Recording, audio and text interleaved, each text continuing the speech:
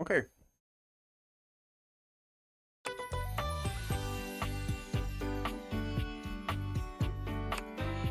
Let's continue. And without power, legit.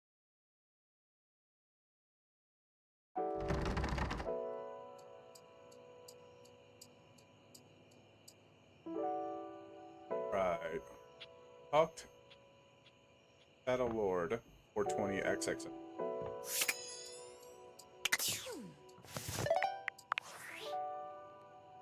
Hey! Hey, it's him How's again. things in labor limbo? You been Oh, using we all haven't that done this extra time to do conversation anything yet. fun? Oh, we have to do. Weirder how? Things a bit from last time. Alright, say we got a mysterious package. Yeah, I got a mysterious What, package. just out of nowhere? So what was it? Going with special glasses with certain power. These glasses can do weird things. Like what? They make gajinkas out of Pajinkas? stuffs. Human versions of non-human shit? I know you've been watching too much anime. What do you mean? It's exactly what I said, and there's more. More? I'm still on the first part. I'm getting to know them. You understand how insane you sound right now, right? Like, if you were literally anyone else, I'd be like, oh, this person thinks I'm stupid. You're serious? You're not fucking with me? That thing is very nice. I'm 1000% serious. What do you mean? Like, how? What? You seriously have magic date furniture fuck glasses? They're called date viators. Date theaters? This is too much. I'm not equipped to process this today. I'm logging off. Goodbye. Conversation didn't change all too much. The other one.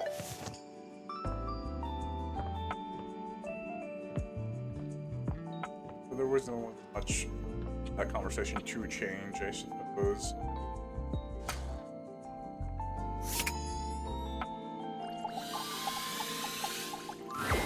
Hey there. Talk to Betty. Oh, nothing. You were very animated last night. Oh, yes. You seemed quite happy about something. How could I not be happy? I wonder what sort of Being dream in you were bed. having.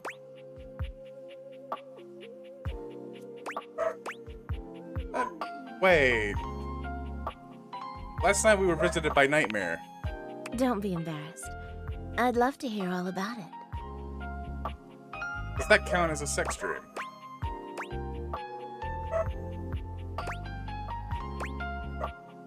These are all lies. Oh, I'm not sure I know that one.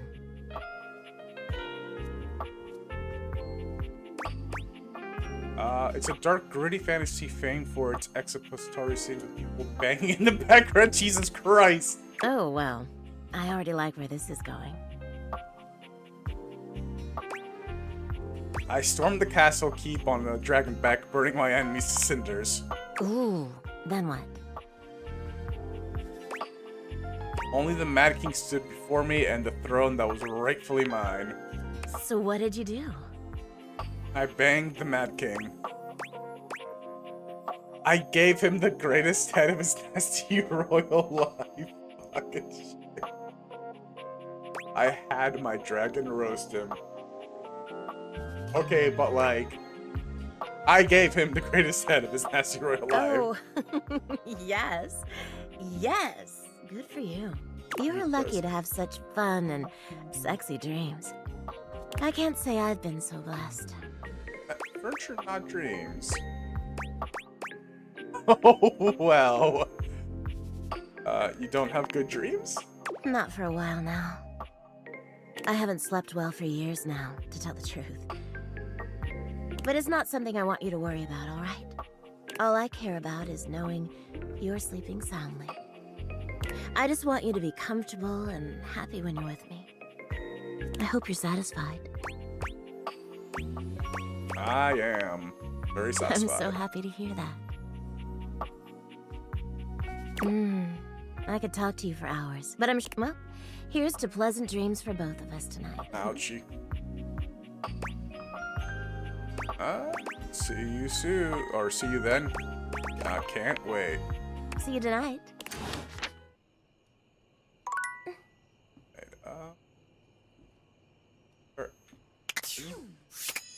Else we can.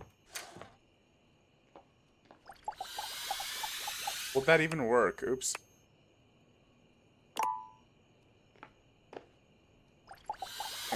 Wait, but we're out of hearts. Okay. Yeah, I figured. Explore the house a bit. What else do we have? Holy shit, we have a weight room.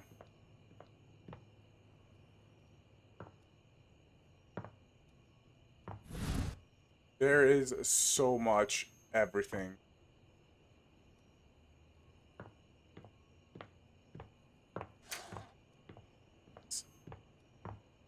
Okay, shared bathroom.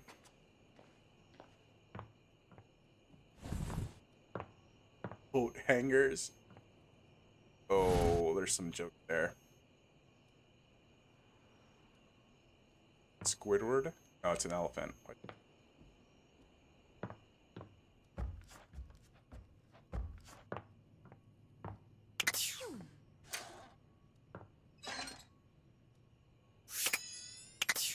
That works. So many objects. Wait, wait, why is this? Why is that locked? Interesting. I don't know why that room's locked, but that's very interesting.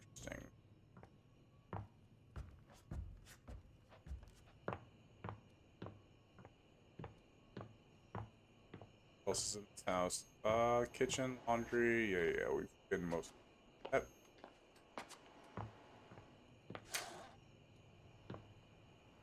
Lower bathroom. Shower head. Heyo. Oh no, the toilet. Save that one for a special occasion.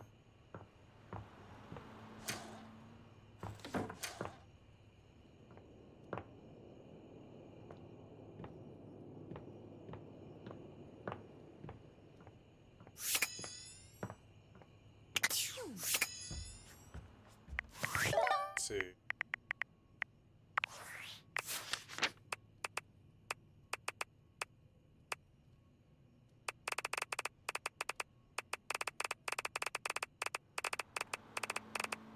Back Dorian is here.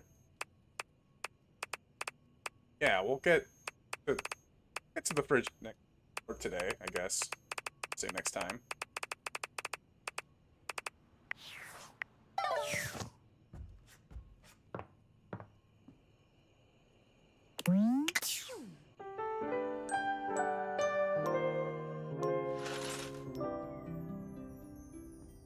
Alright. I was exploring the house. I figured we have coat hangers. I want to talk to everything, I guess, eventually.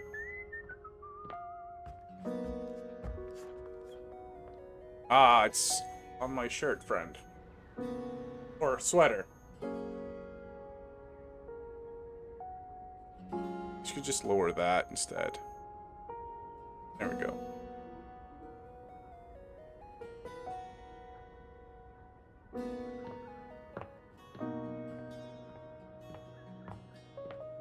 It's a flag. It works. More importantly, I want to talk to Meg again.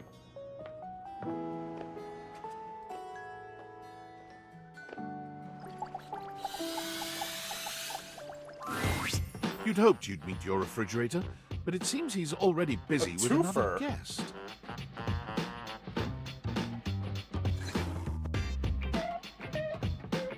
no, I have nowhere to hanging up on the background is the issue there.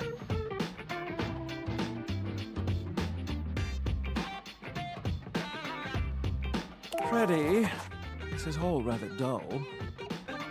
Freddy in the fridge. How can you say that when you haven't heard the coolest part? Regale me. The point in which gelatin goes from a liquid to a solid. Can you guess the temperature? Certainly. Go on. Guess for me. I do not guess. Perhaps this human would like to essay an attempt. Is this just the food inside? Trick question. Gelatin is always soup. I've never heard of it that way. I think that's wrong, but fun guess. Oh, look at the time. I must be on my way to a more interesting conversation. Now alone, the massive Yeti turns his attention to you. Alright, but like, who was that? You want to speak to him, but it takes you a few moments to process what you're seeing.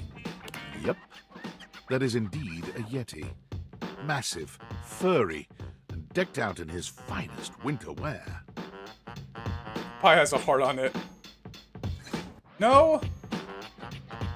Well, he looked like to be made up of different kinds of food, but I guess it was the pie, maybe? Huh. I have to look at him You again. ran like you didn't want to be here or something. But you, with the answers and the listening, that can only mean one thing.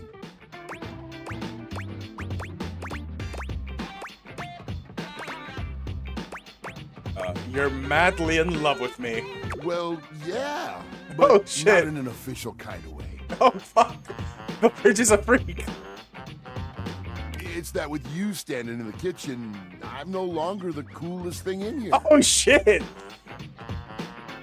Oh my god, the fridge has game.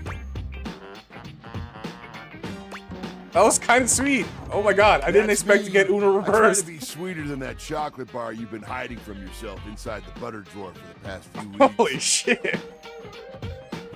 Don't worry, I'll never tell. Oh my god, I wasn't expecting that fucking fridge to roll out with the moves. But really, to what does old Freddy here owe the pleasure of this visit?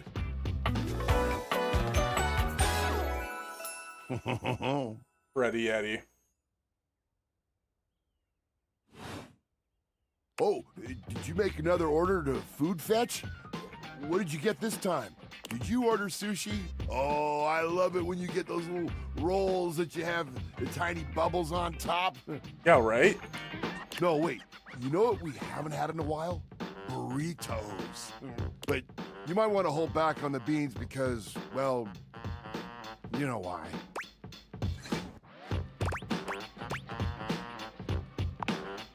You So got what it, are you Freddy. doing here now? Of course he does. I'm sure he's fucking every single food item inside of him. Oh, don't tell me. Let me guess. Let me guess. Are you feeling fancy today? You look fancy, cool kid. I bet you're feeling fancy. I got it. You ordered my favorite. That duck from the one place that I can never pronounce. I love duck. Oh shit, looks like we're having duck. A Yeah, burger, right? Jesus. Chicken tenders? Empanadas? Oh, I love when you use Food Fetch. This man is bad for my health. The possibilities are endless. As endless as they can be within a 10-mile radius.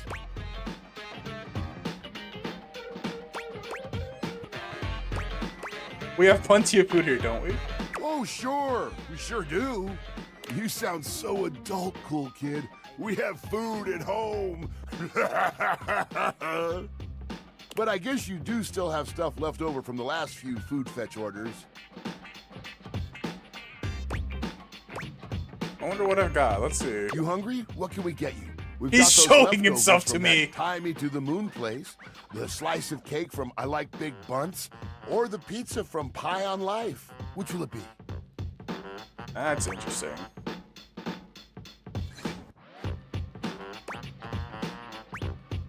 Alright, give me that saw. No such thing as a bad slice of pizza. I will say I was judging you a little when I saw the pineapple on it, little kid. But I'll admit it smelled fantastic. Pineapple pizza is my reason for living? Nah. I hear you. That They could made a happen. mistake. Hope you still gave him a good tip. Oh my god, this man is a Chad. Man, that pizza. The way that cheese, I get shivers just thinking about it. So good. Za is a way of life. I know you eat it cold sometimes, but I can make a suggestion on how to make it better. I'm listening. What you Slide got? that leftover slice on a pan inside the oven on low. Let that cheese get all gooey again. Then the pizza will be perfection. Fridges is usually where people hide bodies. It would make sense if he's also known a lot of Next time Weird you're things. feeling peckish, you know where to find me, cool kid.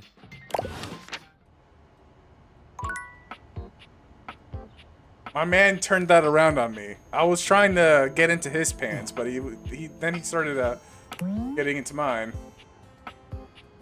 Can I not open the fridge? Yes, I can. I can touch individual food. I only have so many charges today, though. Fuck me.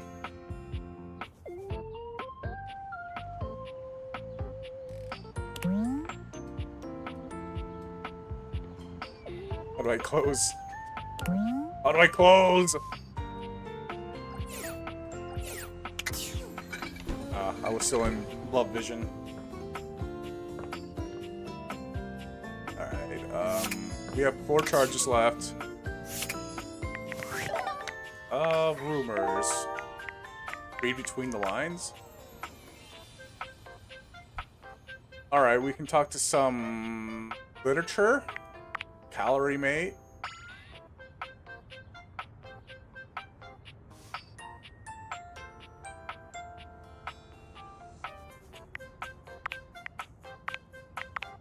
Reggie. I don't know where Reggie is. Office closet. Winifred.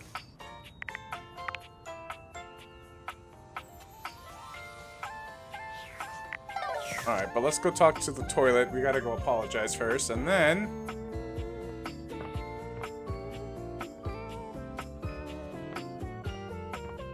we need to go talk to someone else.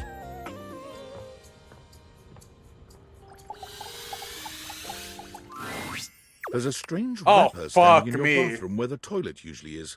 He's dressed in white and gold. Oh my but where his god. outfit is clean, Oh the look no. he gives you is downright dirty. His whole design. It just screams Trevor. While you might be curious about this toilet man, it seems more than clear that curiosity doesn't go both ways. I'm curious too. Hey. This is a really awkward moment because I usually shit in this man. I gotta pee, open up! The toilet man springs into action, raising his hands to his mouth as he begins to beatbox. Oh no. Can he not talk normally? Rapper's a rapper, he knows how to go. Planning and drumming or boss about flow. Crapper the rapper. He knows how to go. Plumbing and drumming are both about the flow. Shit. You black these pipes, you'll be ending your life when he slams your head into the bowl. Oh, on a toilet roll. Jean-Luc Pissoir, out of control. Jean-Luc Pissoir. Is that his name? Is his name Jean-Luc Pissoir? I think they made him French just for his name bit. Jean-Luc Pissoir. Over, under, never, blunder, speaking more words than an ancient scroll. That was pretty fire.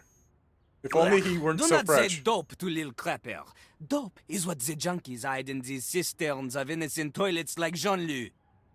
I guess his name is Jean Lu. Jean-Lu sings all about this in Lil Crapper's latest album, The Teepee Eepee.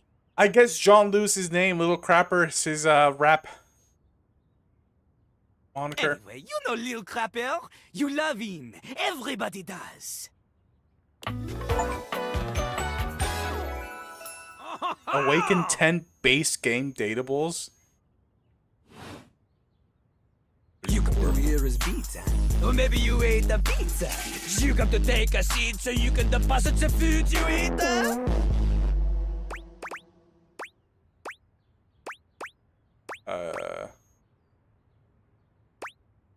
I wanted to get to know you better. I wasn't expecting this. Know me? This human thinks that they own me. There's always one thing on my mind, and always one thing only.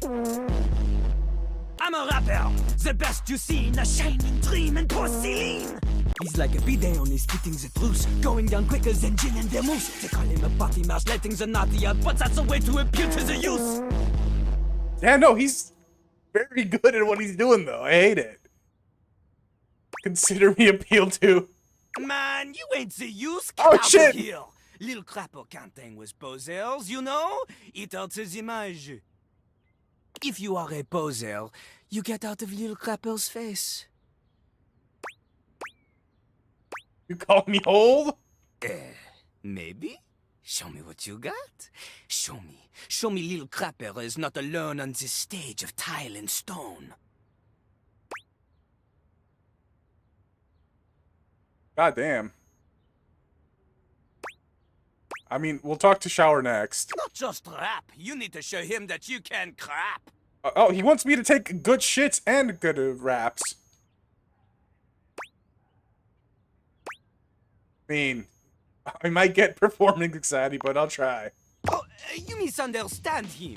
Crapping, short for cool rapping. Lil Crapper is always crapping. Now it's your turn. Okay. Show him you can crap. Alright, I don't think people will interpret that the way you want them to. Jean-Lu makes a dismissive gesture.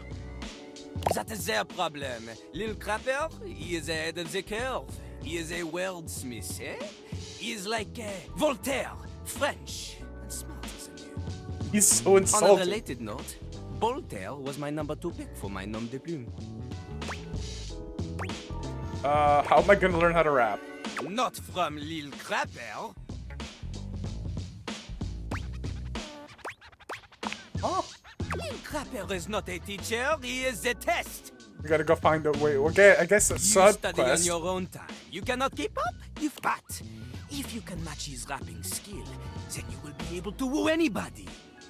If you have the skills to woo Lil Crapper, then any partner will be within your reach. In fact, if you can match Lil Crapper in a crap battle, then he will fall in love with you. He's making it really easy, though.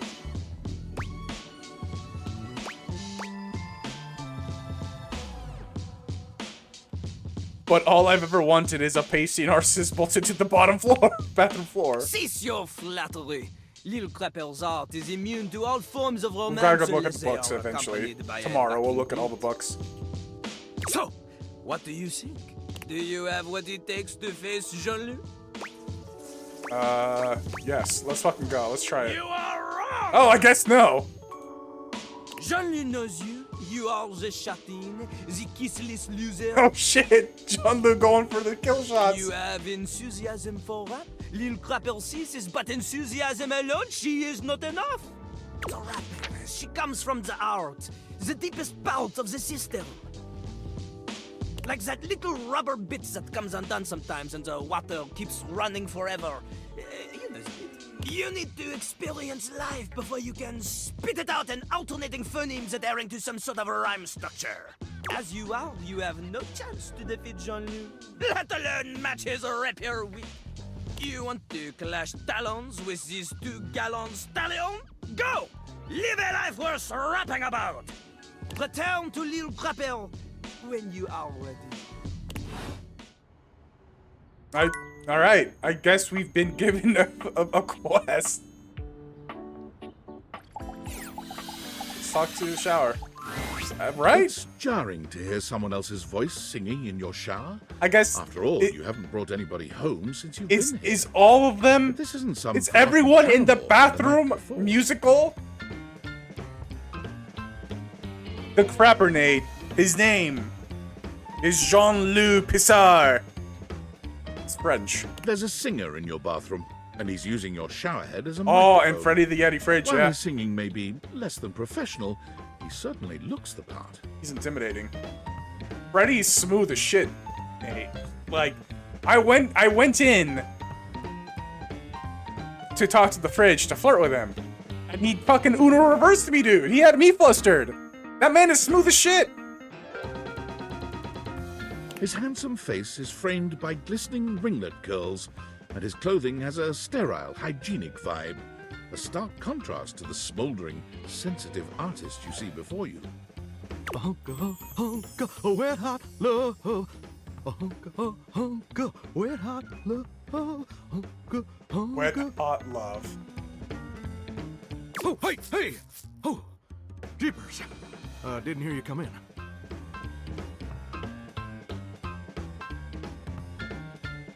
I weren't expecting company, especially such a ravishing company. Come right on in, darling. Be sure to wear a shower cap or you're gonna get yourself a mighty wet. Oh, but Nate, you don't even know, dog. Before that, though, he was talking to, I'm assuming, a piece of pie, right? The end of the conversation, he asked me some question, I don't remember what it was. One of the responses was, you want to know because you're in love with me. And the Fridge has such a level of riz that he's like, oh yeah, duh, right? Like, just, no, my water bottle. He just accepted it. And then he started rizzing you up. It's, you had to see it. It was amazing.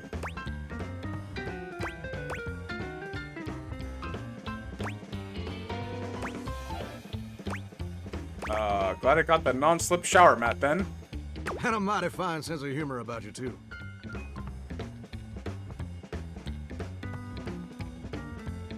It's maybe the best quality a person can possess.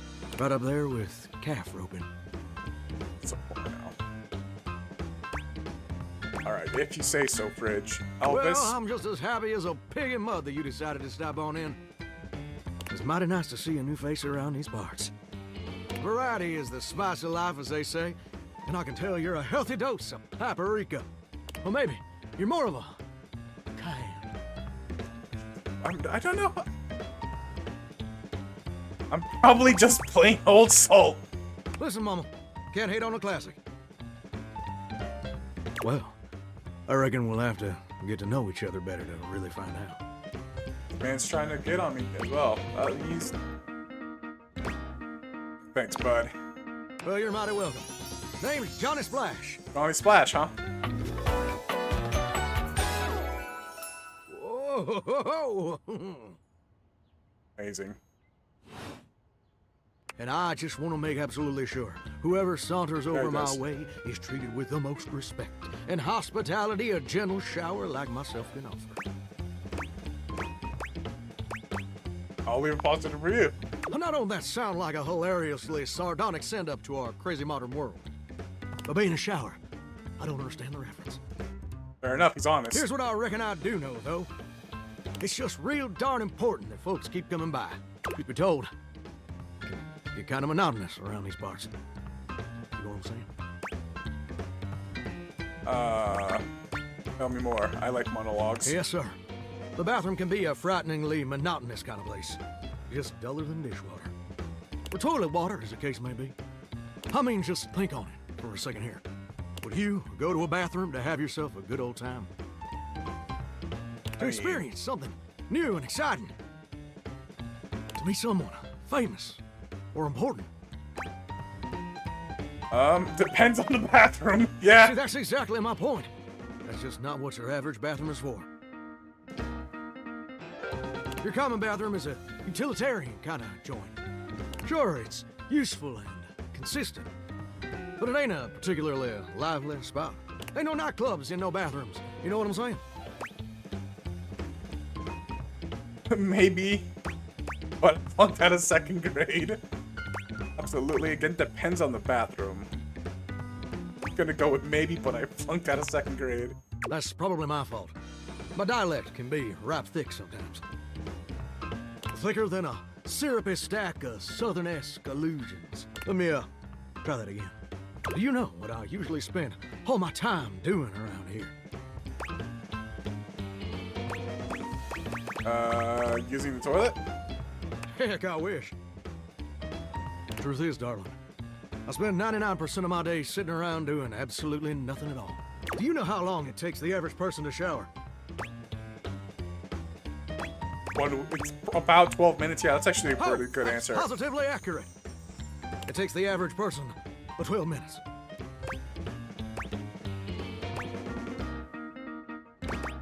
I'm wasting so much water. That's your shower. I ain't here to pass judgment, baby. That's between you and the Department of Water and Power. And God. Here's my point about showering. For the average person, it's 12 minutes. I looked it up and everything. 12 minutes of a water spraying, shampoo foaming, washcloth scrubbing routine. And don't get me wrong, those 12 minutes ain't bad at all. But do you know how long a day is? Oh, I'm not smart enough to do this!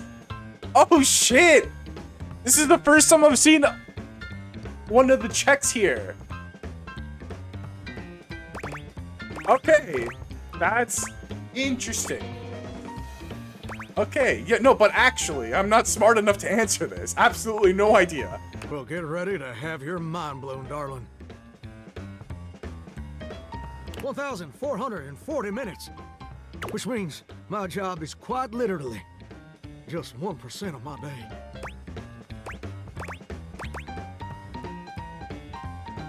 %1 of my days from my and that sounds amazing. Well, I get why you might be inclined to say that. But honestly, it's worse than a dead skunk in a wedding chapel on the 4th of July. Which is really bad, in case that weren't clear. See, I'm a shower.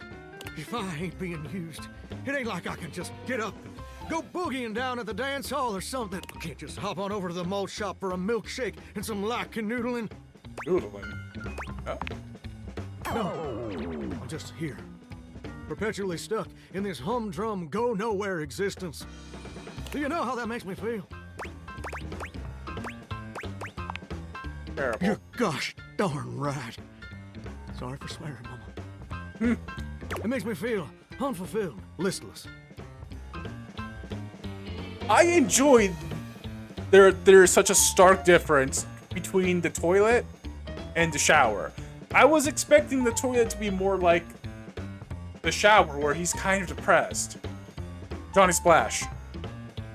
Bored stiff, like a scarecrow in a cornfield. Like I'm gonna be stuck here forever. And all my dreams ain't never gonna come true.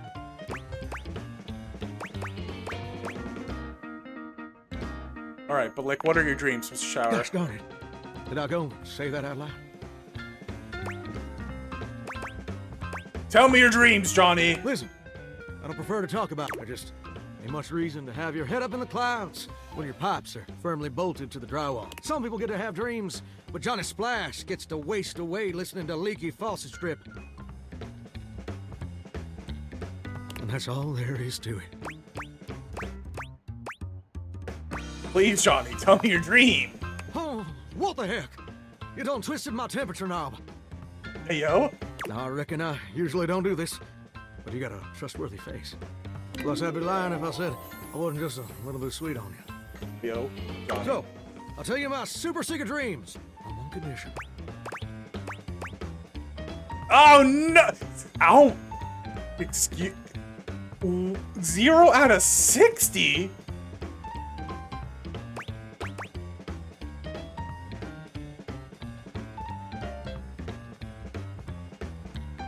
Anything.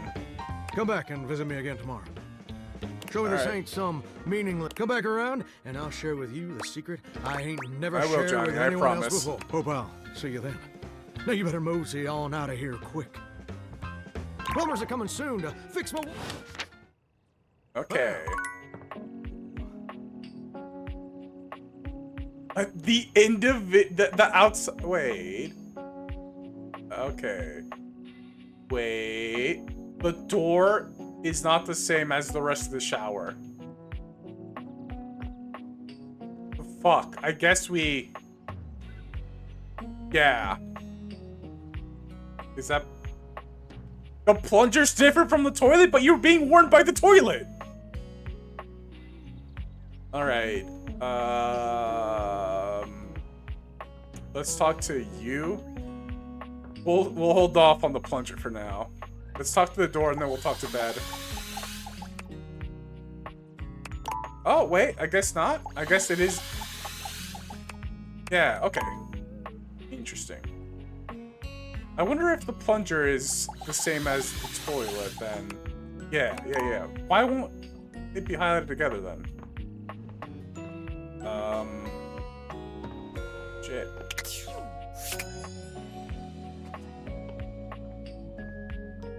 We gotta go find something weird to talk to for the final one, because I want to save the last one for the bed.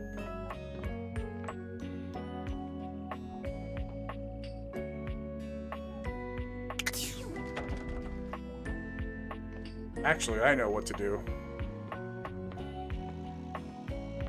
This is another test. This door, for some reason, is locked. And I'm wondering if it's also Dorian. Standing in your way That is Dorian, nothing okay. new, but something about this time feels definitive. Sorry, this one's locked. Yeah, I got that, Dorian, but why is this one locked? Where does it go? The attic. The attic's locked. Why? Why is it locked? This is where you keep your lesser things. Memories, art, and other such nonsense. Lesser things. There's a safe in there as well, presumably full of treasures. You locked this door long ago. Years? Decades? Who can say?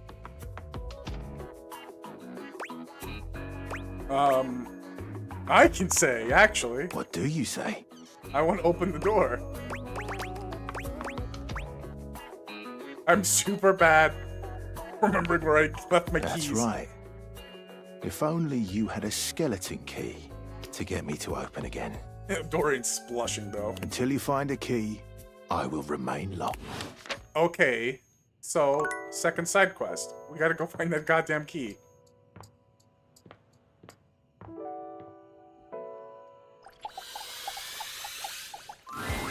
Betty reclines luxuriously on the bed when you first see her. My God, Thinking Betty about how your bed is can be thick. lying on the bed makes your brain start to short circuit, but some way or another, it's happening. She looks effortlessly comfortable and luxurious, but her expression is more pensive than anything. She smiles when she sees you, sitting up and patting the blanket next to her. I was just thinking about you. Were your ears ringing? No, I was in the shower talking to John Liu. And Johnny Splash. No, but my heart was racing. Oh, was it? That's funny. My heart races when I think of you, too.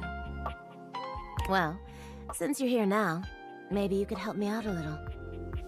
I've been trying to have more peaceful nights, but it hasn't really worked out.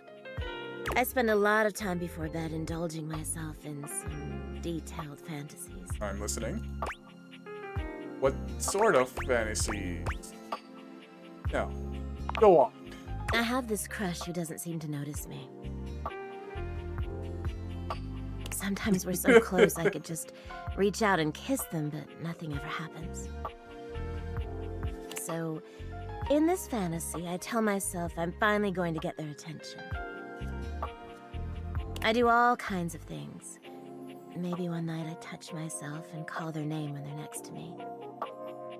Maybe I bring someone home and let them catch us in the act. Oh, Jesus Christ, Betty's a freak. Sometimes I invite them to join, and sometimes we just don't stop. Yeah. But our eyes meet.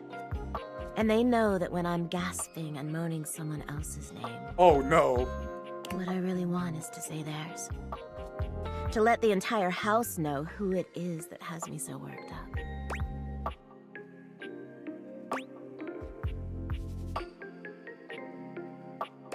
Wow, yeah. I don't know how to respond to this. Maybe you could fantasize about actually talking to them.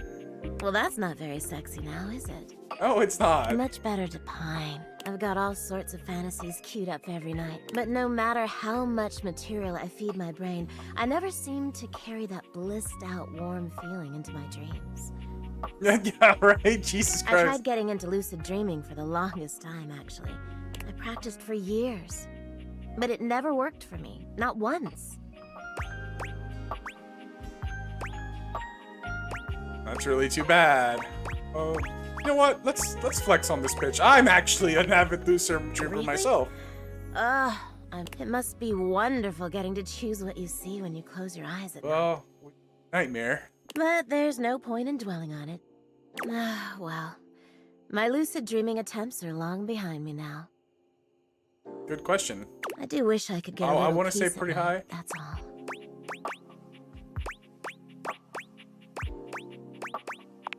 There are other ways to Yeah, sleep soundly. You're right. Well, what can you... Maybe I'll see you tonight then? I can't wait. Me too. All right. Let's see. This is not the way. Stop it. Go down the stairs.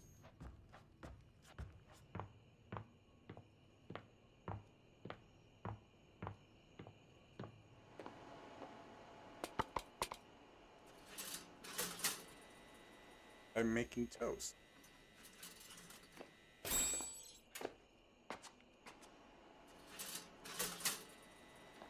Oh no. Oh.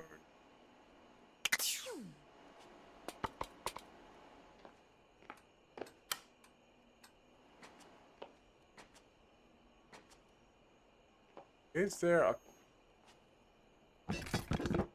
coffee?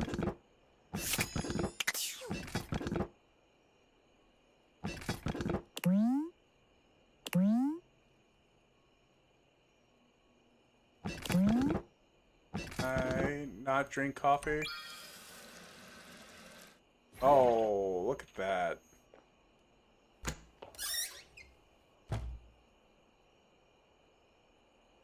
Yeah, there's so, oh no, there's so much. Yeah, I know, I'm trying to meet Nightmare. That's how you do it. She gave me advice. Drink coffee before midnight to meet Nightmare.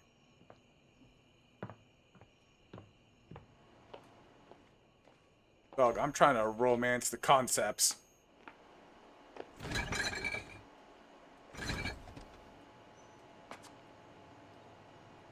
Orange shoe. Alright, fine. Fair enough. Couldn't really find a way to drink the coffee.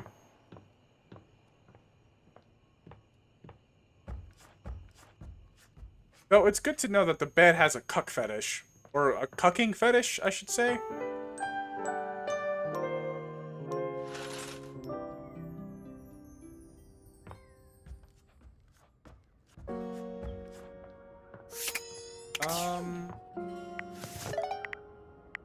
Let's see.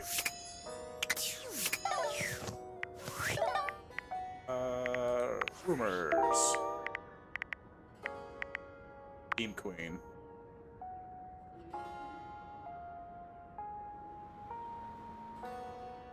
Oh, yeah, let's go talk.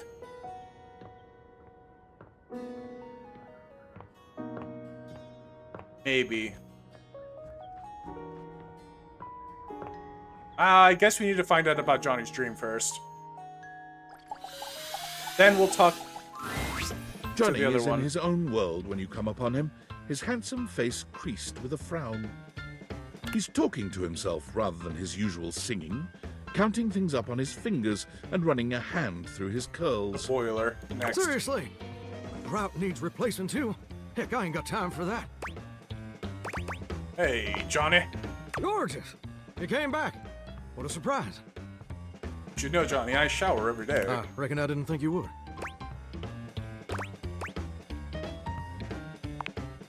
Well, that should do. I can see your word is your bond. My word is my bond, A Johnny. much stronger bond than the grout in my tiles, evidently. Anyway, I'm just so glad to see that smiling face again. Makes me happy as a clam in butter sauce. You be the clam, I'll be the butter sauce. Hey, simmer down now. You're getting me steamy about a minute. That's right. I did make you that promise. Okay, but first, a question for you.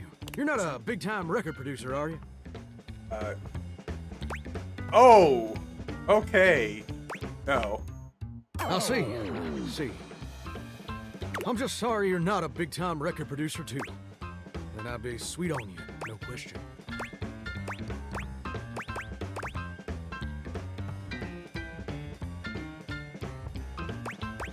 What's with the producer fixation? Well, thing? now, fixation seems a might bit harsh, but that's a legitimate question. See, I was just asking whether you were a producer. Because about dreams and all. And I've decided I ain't gonna be a shower much longer. Are you gonna become a music star? What else would you do? I'm That's a honestly great question. curious. Which I'll answer after I recite this little speech I prepared. Don't get me wrong or nothing. My pappy was a shower. My grandpappy was a shower. Heck, my old hound dog Duke. Well, I reckon he's a shower too. Got me some mighty fine memories of being a shower. Most of them involving sundry drain cleaning products and the way they make me feel inside. But it just ain't my true calling, you understand? Do you know what my real passion is, gorgeous? Me? Very close. Ravishing and perceptive. I like that. My dream, the raison d'etre of my humble existence on this crazy spinning marble, is to be a professional singer. Good guess. I could have guessed that, yeah. I never told anyone that before. Does it surprise you? Not at all.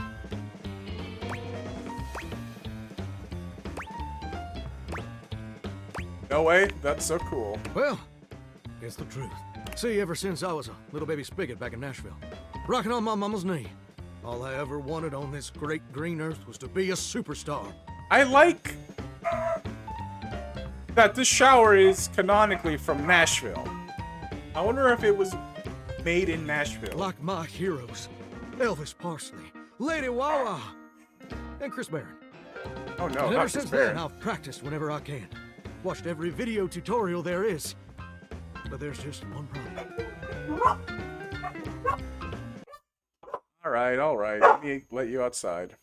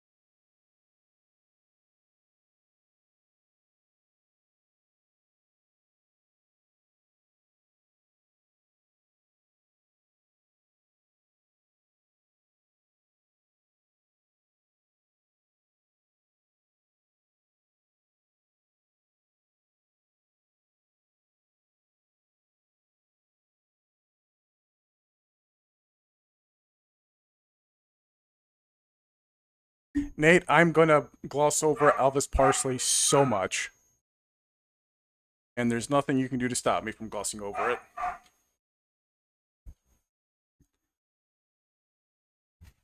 I did not hear that as Presley, don't worry.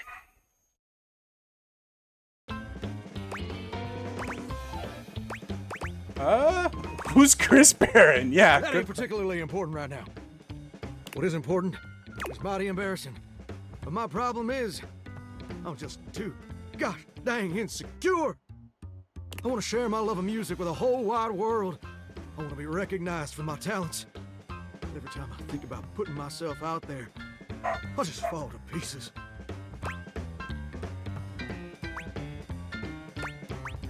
What happens exactly? Well, I suppose something a little like this. My palms get sweaty, my hands won't stop shaking. Oh, and I'll be ready when my heart beats racing. Ooh, wow. That's actually pretty dang good. You don't have any waterproof paper on you by any chance, do you, Gorgeous? Look, you can't keep this talent to yourself. You know what? That's a great point. My pappy, grandpappy, and old hound dog Duke sacrificed too much for me to throw away my dreams just because I'm a little afraid of what? Afraid of fail? Heck, folks gotta deal with much scarier things than that all the time. Like spiders. And PFAs in the water supply. Yeah, no, actually. Yeah, absolutely. I fucking love this confidence. Let's go for it. Gorgeous, meeting you has truly been the kick in the pants I needed for a long old time. Insecurities, go kick rocks. It's time for Johnny Splash to make his big, splash.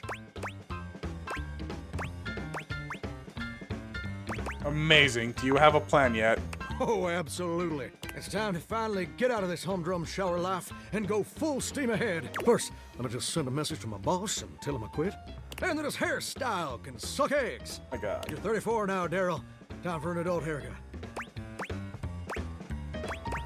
All right, but like, who's your boss? I mean, Daryl? He's my boss. yeah, but who? What? Fuck! Fuck! All right.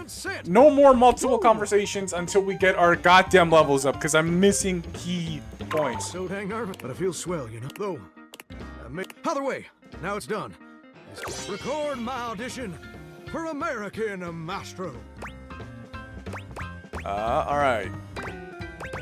Sounds awesome. Tell me This everything. America's #1 reality TV show. I'm surprised you ain't never heard of it. It's been streaming on Valdivian Plus for like 100 seasons at this point.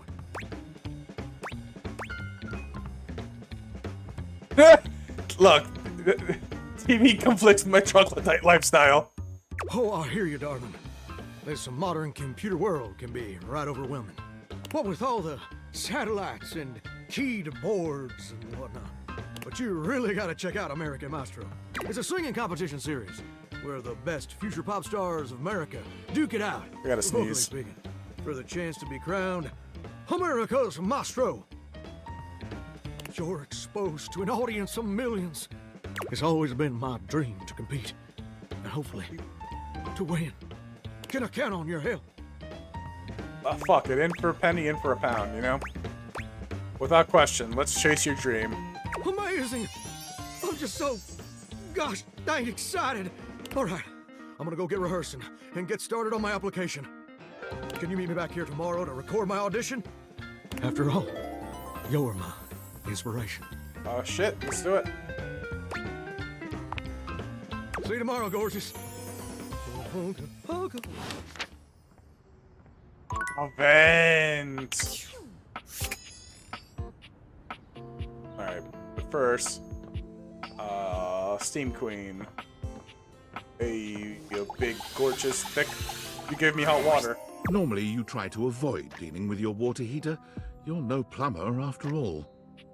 But as you look at the beauty standing where your water heater usually is, you wonder for a moment if that's about to change. Beyond the rigid metal of the heater lie dangerous curves. Brown skin swathed in orange and blue and silver. Her soft, pretty facial features are adorned by colorful makeup that looks like it wouldn't be out of place in a fashion magazine.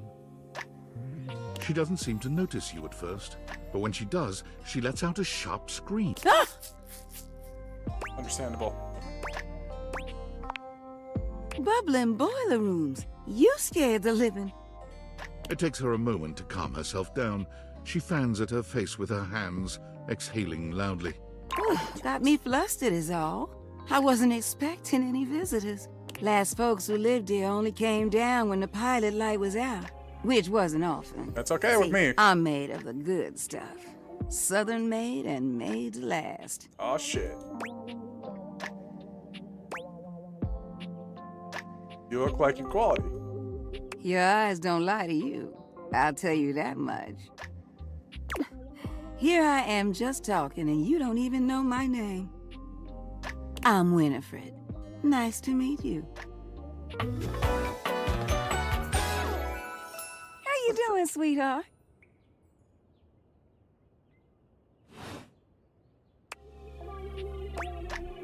Nice to meet you. It's a pleasure. I'm not sure how much more talking I can do right now. I got work to take care of. What is it? Oh, Did you just ask your water heater what she does? I did. I'm a stupid. I mean, I guess I did. It's okay, sweetness. I'm just having some fun. But I do need to get back to work. Washford's Rumor about to added. kick on and Daisuke needs a bit of a push. Uh-huh. I need some time with River to make sure she's ready to go. Well, it sounds like hard work. I don't mind it. See you around. Interesting. I'm assuming this is Daisuke and this is River, huh? Maybe. Workspace. Valdivianites! It's me, your CEO, David Reginald Most. I'm writing to you from the awe-inspiring beige pavilion at the historic Cottonwood Hotel just moments after stepping off the stage at the Valdefest keynote.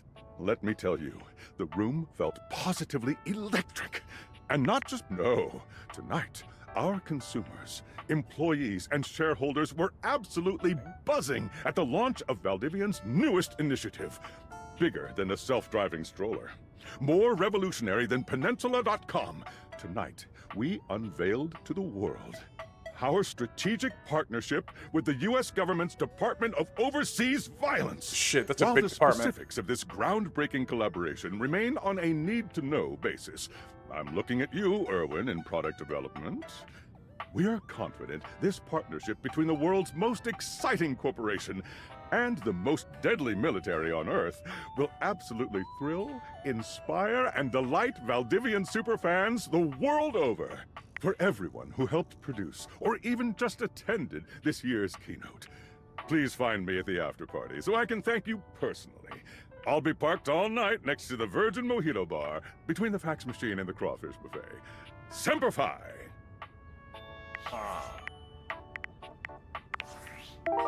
New rumors though. Cocky bottom boy.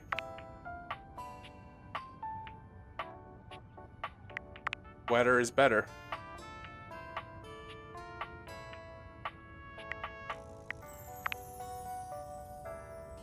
Okay, but like, where would he even?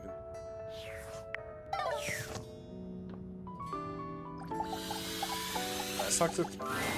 An acrobat in bright orange evaluates you with a smirk. His hair is streaked with grey, and there's a twinkle in his eyes that tells you this guy is definitely going to keep you on your toes. Well, hello there, new face. I may be quite excited to meet you. Yes. Drysdale. Fuck me.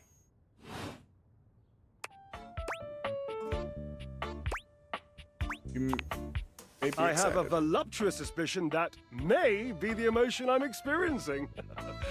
Yes.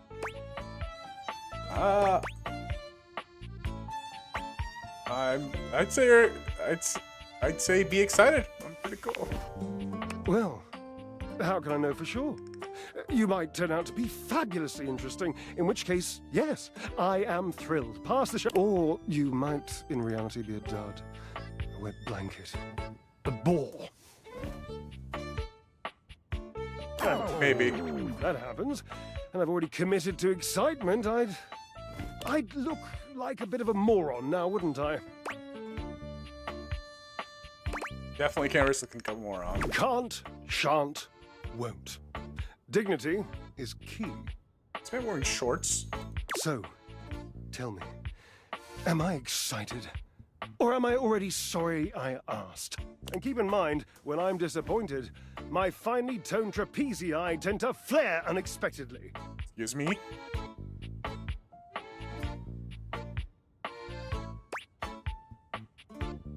Those are quite toned. Naturally, as an energetic equilibrist, I must keep my body in tip-top shape. I can see that, you do not make that a priority. Whoa, Drysdale's the bitch. Wait, but I do. I have You workout think this, equipment. do you? Such adorable self-delusion.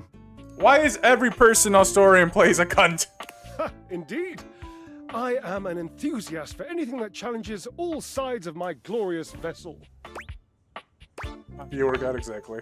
Jereb, I cannot even begin to tell you, but I am nothing if not inventive, fearless, indefatigable. You must be creative too.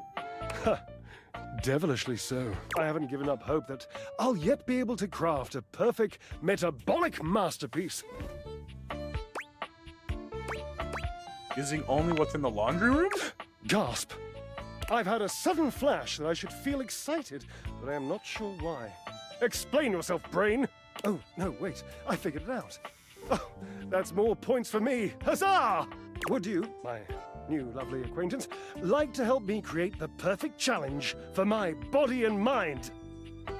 Would you help me invent a tango for the triceps, a conga for the core, a quick step for the quadriceps? Oh, sure, fuck it, why not? Let's build that sounds awesome, let's do it. Let's make a workout. Yes, as incapable of inspiring awe, just like my obliques. Yes? Yes. Obliques, we'll start there. I know. I can lie down with Florence, grasp Titus by her intimidating epaulettes, and Russian twist her for 3 sets of 20. Excuse me?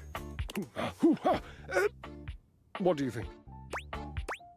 Who is Florence? Florence, the floor. The floor! You met Florence. Ah. Yeah.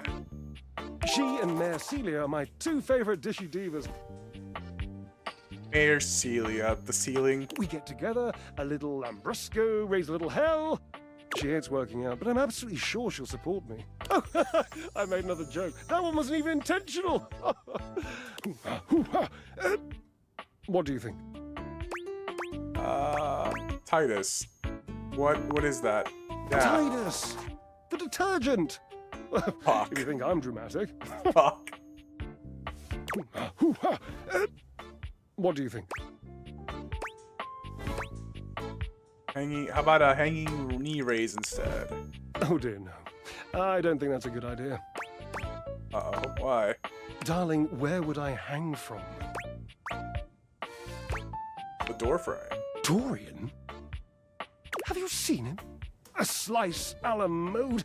How could I ever focus on form with that form before me? Oh, all right, no, fair enough. No more temptations. I must keep my movement pure. All right, good thinking. How about burpees?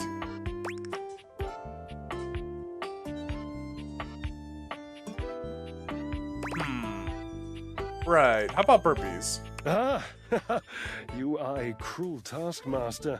Lucky for you, I'm exceptionally well mastered. Rigorous training is the only way forward, the only way to progress. Bring me the ecstasy of discipline, the sublime breath of skill. Oh, for the love of Lint, I sound like him. Like who? Washford, of course. He's almost monastic in his approach to physical work. I've never been in better shape. Call Washford for me.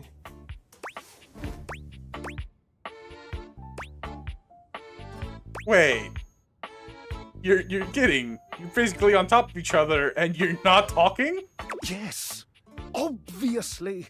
If you were genuinely far away, this would be so much less torturous. But as it is the stuff of pure drama. Sumptuous, don't you think? You're ridiculous. I can't believe I'm doing this. Washford! Just wait a moment. He should be here.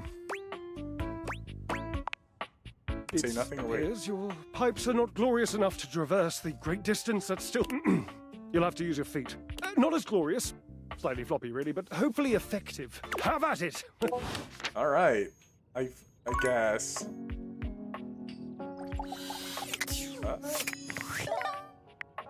Discord. Sam again? No, Impressive news out of Valfest. Really too bad that particular partnership is about to hit a rough patch. Again, David's never been great at partnerships. Dang. Yeah. Okay. I see you've had the opportunity to test out the prototype. Yes, it's been going okay. I'm enormously grateful to you for concealing the prototype. And I'm sorry I dropped all this on you so unexpectedly. I know protecting it is not a responsibility you asked for. Maybe not even a responsibility you want. But I had no other choice. Every other Valdivian employee's allegiance was unknowable, except you. Yeah, but like, why me? Because you're paid the least out of everyone. Fair enough. Seriously? I can't get into that right now. Anyway, it's not safe to talk. I will return when the signal is secure. But we're on Discord.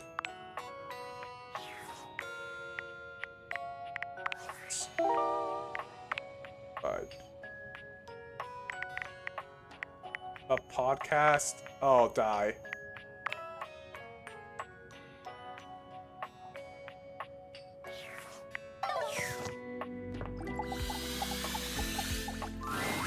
A handsome acrobat greets you with a small yet theatrical Oh no, little he's bow, handsome. placing a hand on his chest and tipping his head forward. He has the aura of a veteran showman, but he doesn't look particularly pleased to have you as his audience. Greetings, weary traveler. Watchful.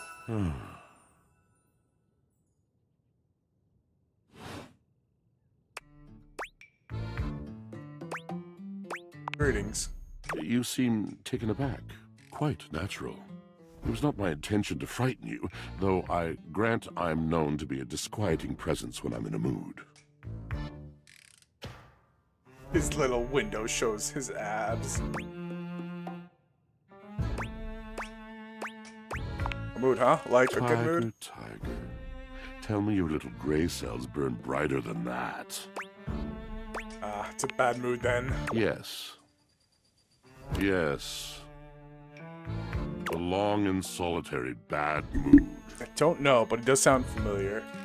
For this, for everything, we are out of tune. Can I can't bring up the phone, but I can go look at the dictionary to see who it is later. Anything you'd like to talk about? You are Washford? serious. You jest. Oh, I mean it. You want to hear my story? Yeah. I bet you're one hell of a storyteller. I am a servant to the drama of the heart. 70 sass? God damn. See, just I like have that. to.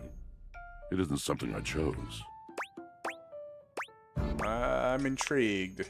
I am awash in the scurryings of lives. Countless stories. I am filled with water, the fundamental state of all things.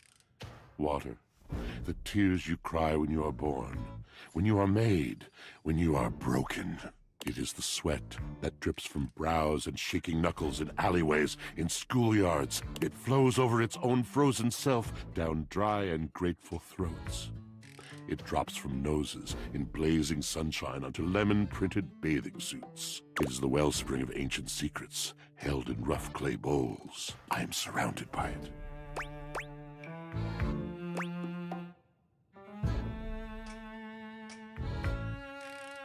Makes sense.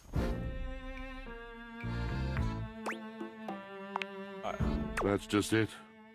No one does. But not only that. Not only do I hold the limitless, the unfathomably simple. I hold the dirt of life. The blood stuck in denim from skinned knees comes to me. The stains of earth from a weekend spent burrowing into trees and the slimy, crawling things.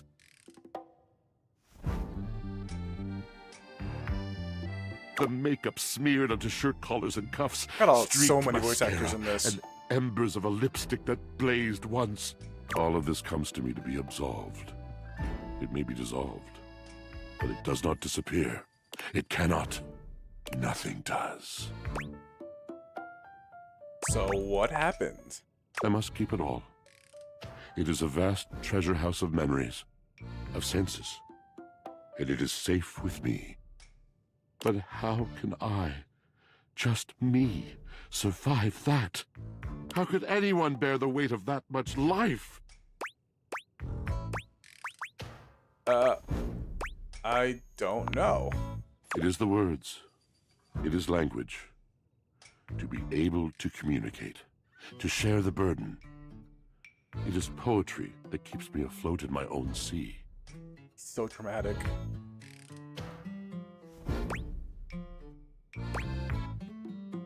I really love to hear the story. And this at last is the dawn? Such bewilderment comes with the sight of the room, I cannot tell. A deep breath first. I have lost my only friend.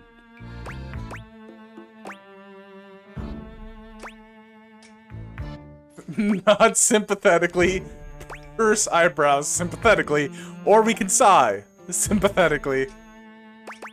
Let's go with the nod. He gazes off into the distance, something clearly weighing on him. His eyes narrow for a few moments, and then he sighs. Oh. Oh.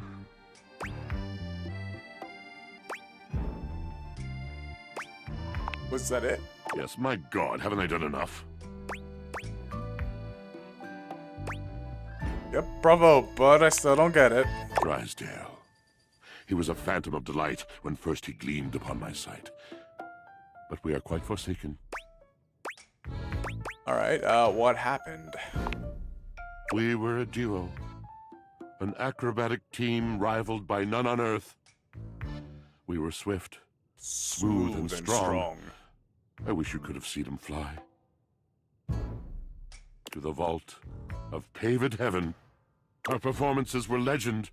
They came from many rooms away to watch us, to applaud us, and joy filled me as wine in a glass overflowed. Dang. Yeah, it sounds like you guys had a really cool, amazing Past connection. tense.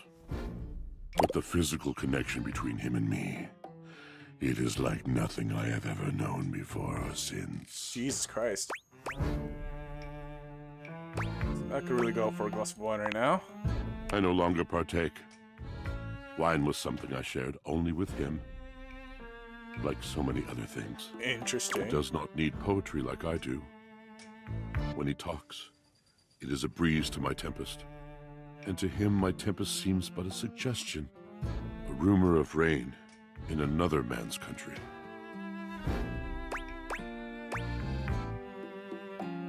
But you had your art, didn't you? Until we didn't. Until he was too busy to perform. Too occupied with other things to tumble with me. The bond was broken. The bright cord severed. He abandoned me. What? Is there like a cord that's And missing? when he was finally ready again, I was unreachable. Locked in my own Shion. Trying to claw my way back to a friend who could not hear me. The wall between us has been impenetrable ever since.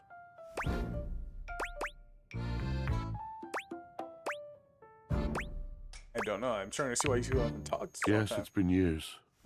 As I said, traveler, a long and solitary bad mood. All moving things come to an end. A knotted willow. I miss him every day. Yet speaking with you gives me hope that I might be able to move on and accept a new companion. Yeah, don't worry. These things have a way of working out. You're asking me to have faith. I would be hard-pressed to acquiesce if not for, well, I've tried everything else. Thank you, sincerely, for listening. It has been so long since anyone has stopped, has heard me. All right, coffee time. Another workspace thing? Another David Moist thing. Tides! Yo, yo! It's your boy, David Most! He's drunk. Coming to you live from the best virgin mojito bar ever. Like, this stuff for real is legit. So good! I've had like 12, and I feel amazing. Jesus. Can't believe there's not any alcohol in it. JH19! Hey, did you guys see how dope that presentation was? We rocked that! Like, people keep saying we're at dire financial straps and need urgent restructuring. Even my dad was like, you're gonna get smoked by your top competitor, Bitewave. Deadass. And I'm like, okay, Dad, if you like Bite Wave so much, why don't you marry them? But does Bite Wipe have a contract with the U.S. government? No. I just want to say I love you guys, but not Franklin. Don't love or miss Franklin at all. You hear me, Franklin? God damn, what'd Franklin do? Good night, nerds.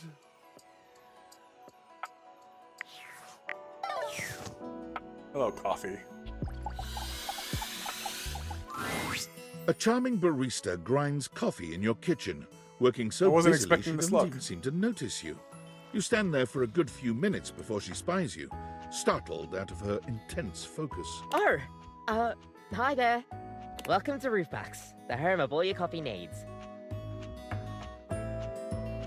I'm Kirby, happy to help. Poppy. G'day. Interesting.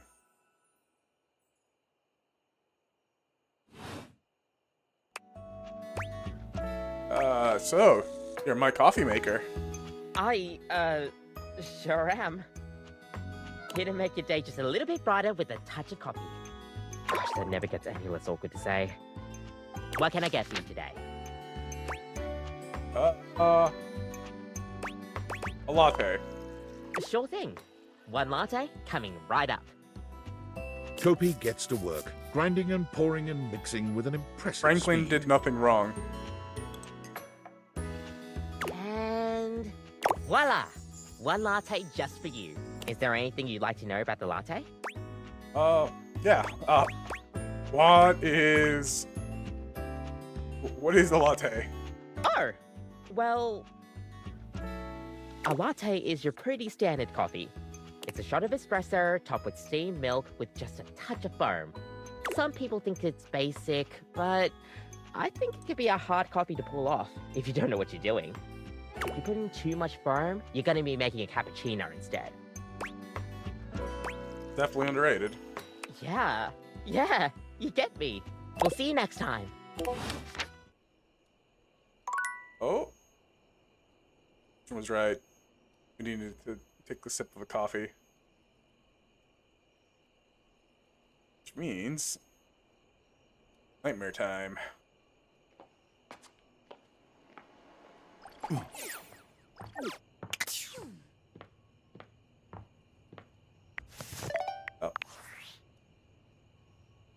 Based on how plastered David was in his last most mail, he must have finally discovered the prototype is missing. He'll sober up soon, though. And when he does, he'll stop at nothing to ensure its retrieval. If he fails, he'll be at the mercy of some very powerful people. He'll never allow that. How do you know all of this? I guess it's imperative that we trust each other. And I've been asking you to trust me without being fully transparent. I know all this because I created the Dateviators. That was kind of obvious, actually. I basically guessed that. Sure.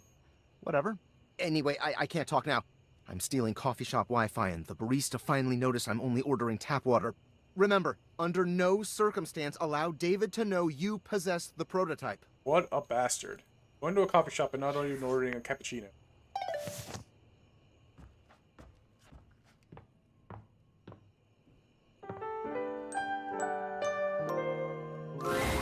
Your room is dark there and we cold. go. And though you may have gone to sleep alone, you can feel someone else here. Nightmare looms over the edge of your bed, at once friendly and disquieting. Is it you again? Ah, you're back. I've been contemplating what to show you this time. What may unsettle you? Get your blood pumping. This time I think maybe you're speaking in front of an audience. Oh no, social anxiety! Is that scary alone? The thought of being vulnerable in front of so many people? Expecting eyes on you, knowing if you misspeak even once, they won't respect you. They might not even like you, or be able to stand you. Your words tumble out and you start mixing them up. You can feel your heartbeat in your ears. The spotlights on you make you start to sweat. You start to get your lips under control and the words start to flow. Oh, I don't like her the way you tone. intended. Then your tongue presses against your front teeth, and they give. One of your teeth slips out of your gum and down onto the podium in front of you. Wow, You stare in horror. You reach to pick it up, and then a canine tooth drops to your tongue.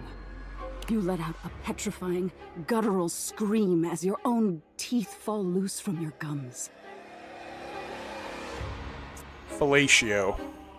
A tickle in your throat makes you cough. The people in the audience gasp, retch, lean back, flee from their seats. You're coughing up more teeth. They come out of your mouth and into your hands bloody. Your mouth is just gums now, but the teeth, they're still coming. Tears prickle in your eyes, and you try to apologize to your audience. You realize you're a monster. The teeth clatter to the podium, and... Alright, I get the picture. Am I boring you? I don't want to talk about it. Oh? And what is it you don't want to talk about? Messing up a public presentation. Is that so? Why don't you tell me what really scares you? There must be something you're hiding away. Something a little deeper. A tad more frightening than bugs and blood and teeth. I just told you, public presentations. Are you gonna use my answer to scare me? The important thing is, you'll learn from what I show you. Don't you want to conquer your fears? Let go of your insecurities?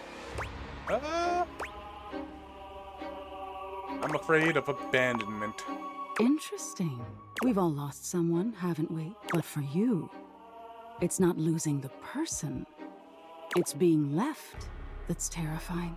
Pretty accurate. Nightmare takes a few steps back, beginning to fade away as the room grows. Thank you for being honest with me. I will have to think about your answer. Good night.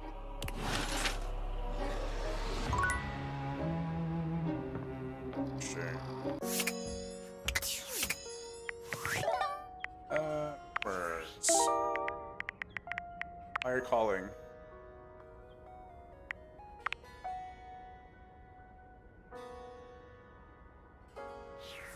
Alright, but like, who's Daisuke?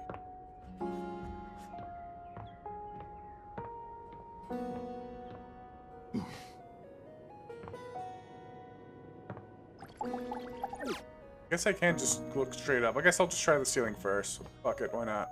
Then we'll try the floor. That's not working. Can I even reach?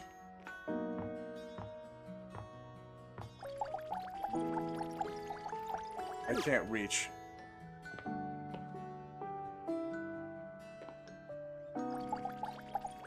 Come on. You bastard.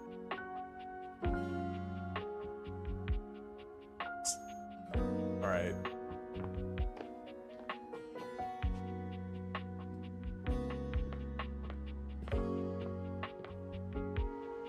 Alright, Johnny.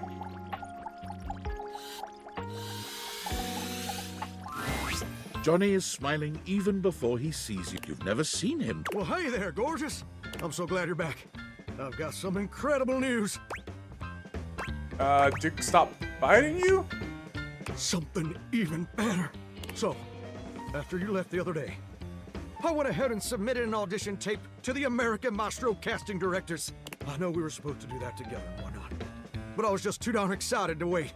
And you Rude. ain't never gonna guess what happened. They liked it? Even better. They absolutely loved it. In fact, they loved it so dang much that they want me to be on the show. Interesting. Ain't that as fine as cream gravy? I knew they'd love you. I know. Your support is my secret weapon. They said I would be, and I quote, absolutely perfect for the show. And Fontana, she's one of the executive producers or something like that, said I'm exactly what they've been looking for. Can you believe that? Exactly what they've been looking for. I feel like a catfish in a fresh mud hole. Too much. Honestly, I'm speechless. Me too. Well, maybe not that speechless. Listen to me rambling on at 1,000 miles an hour. And you know what's crazy? Before you came along, I'd almost given up all hope. I'd resigned myself to a life of watching rust corrode my nozzle and hair clog my dream. If we continue pushing his dream forward, and he goes away, does the entire shower disappear? Because that'd be really fun. Real depressing, dismal stuff. But after all these years of hoping and praying, my dream is finally gonna come true. Johnny Splash! I'm gonna be on American Maestro. But first, I need your help. Alright, sure, I'll help.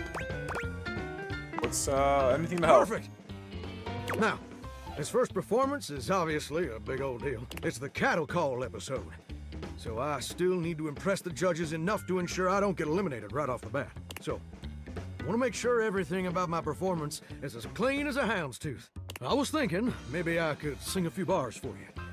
You could give me some pointers on how to improve. Let's do it. Amazing! You're the best! So, I was thinking of leading with this tune. It was an old favorite of my mama's, and an old favorite of mine. And I hope you'll like it too. It goes a little something like this. So souls are swirling as I scrub away the dirt. Steam rising high as I like to flare. Oh. Oh no. Oh no, that was ass. Dancing on my skin so smooth. In the shower of loving, I can't help but groove.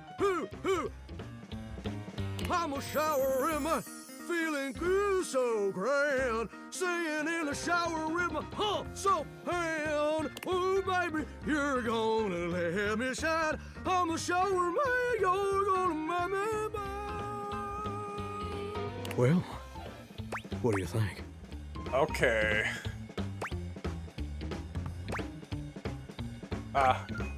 Yeah, oof. Wait, you didn't like it?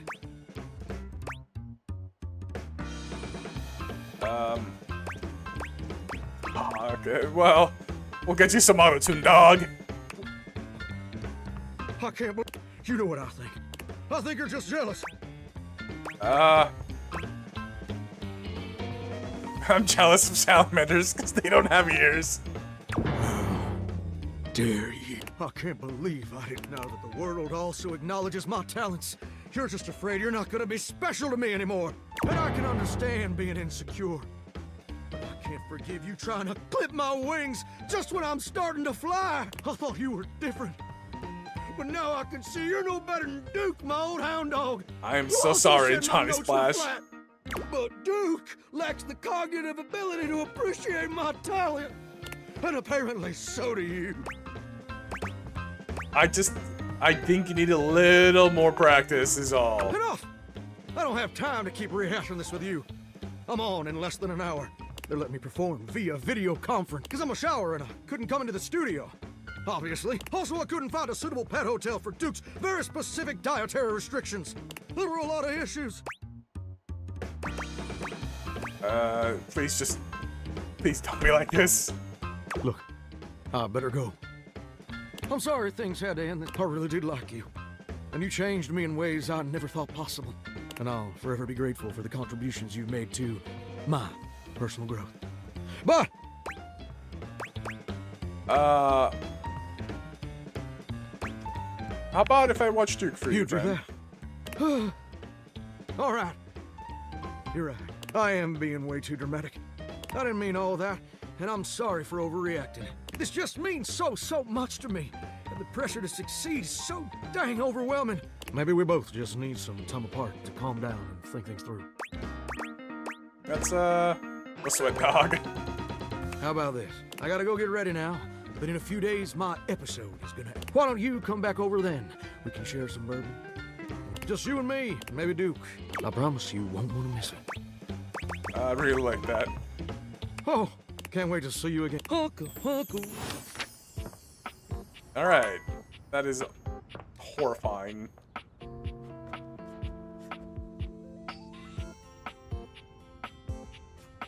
There we go. Be there in a moment. An utterly charming secretary hurries into view, giving you an apologetic nod. Did I get the... Hello there. What can I do for you? Her greeting is cut short as she seems to recognize you mid-sentence. Are you the staircase? Oh. Oh my goodness gracious! It's the human. Whoa. Oh, Florence. I thought I was going for the ceiling, though. How did I fuck that up so hard? Well, I wasn't expecting you today. Oh, golly, I must look an absolute mess. You must be here for Mayor Celia. Mayor Celia? Oh, you don't know. Are they the same person? I completely understand. You must be such a busy bee running around and taking care of all of us here in the house. Who would have time to remember every little detail? Mayor Celia runs things around here. Keeps an eye on all the citizens. Makes sure the wheels are greased so nothing squeaks. You know, that sort of thing. I help her out when I can. But if we're being honest, she does most of the heavy lifting around here. Keeps a roof over everyone's heads. Literally. She's the ceiling. I could pencil you in for an appointment, if you'd like. Sure.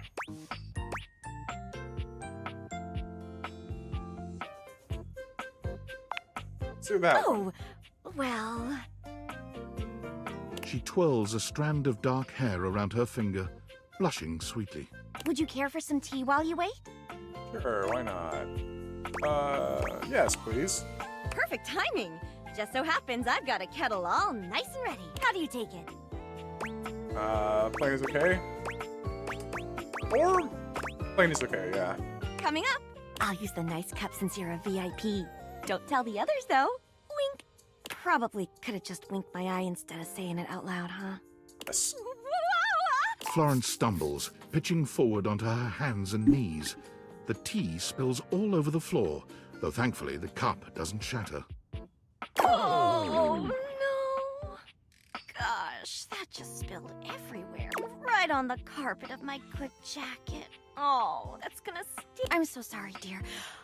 I need to dab this out with a towel right away. Would it be all right if you showed yourself up to the mayor's office?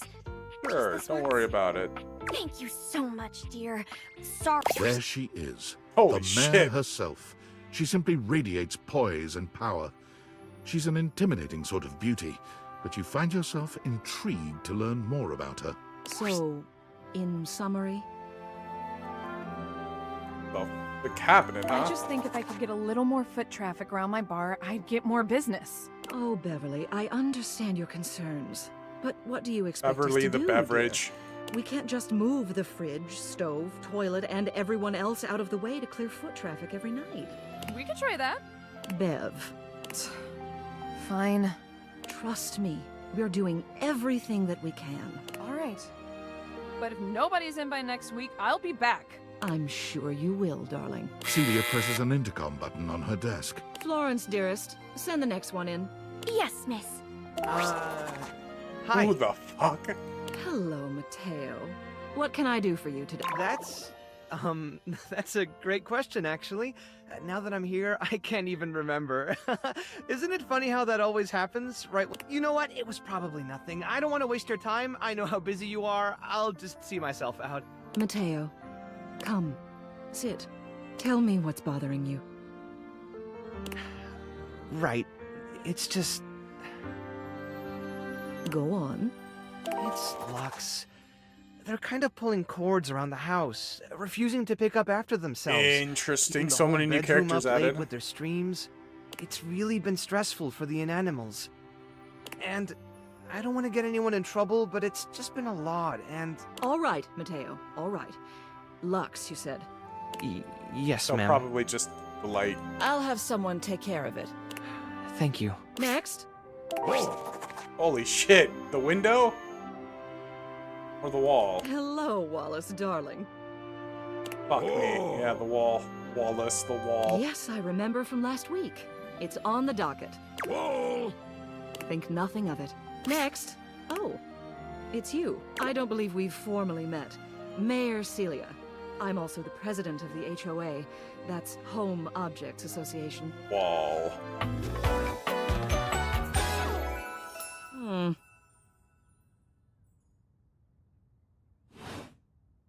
Here's my card.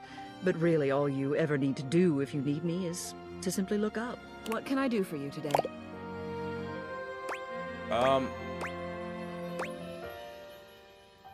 Trying to get the lay of land, really. Well then. Wall, Hello. friend. Meeting successful. Never a bad idea to make sure everybody knows your face. We're important here. Some sit back and wait for others to plan things. Others simply do them. You and I, we're doers. I plan to do everything in this room.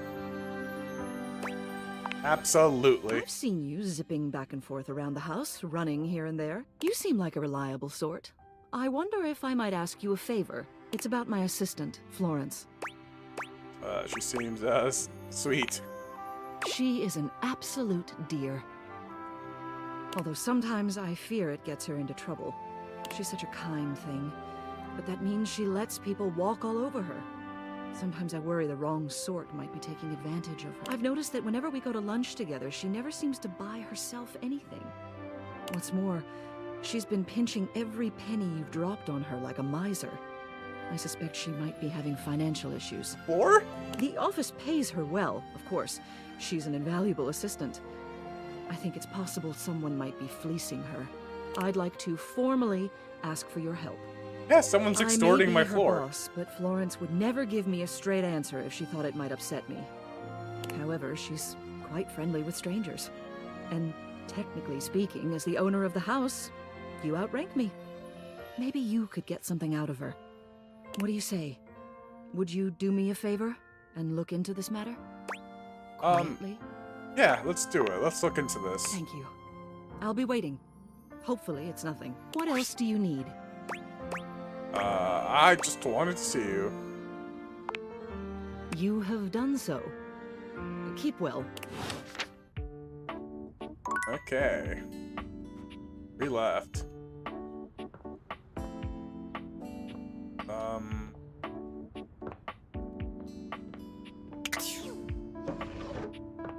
The fuck is this?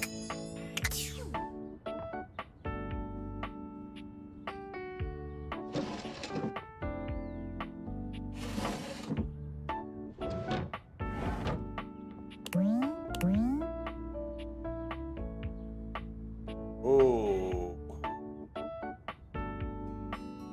Diary.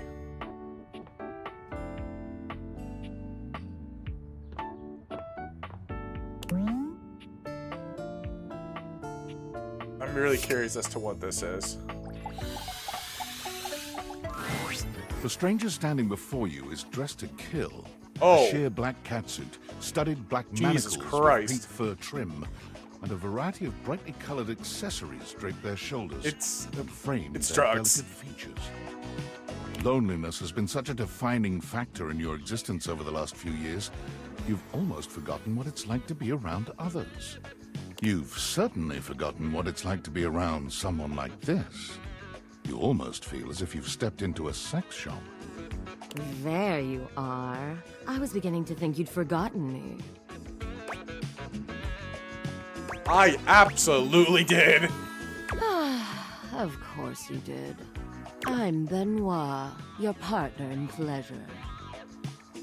What?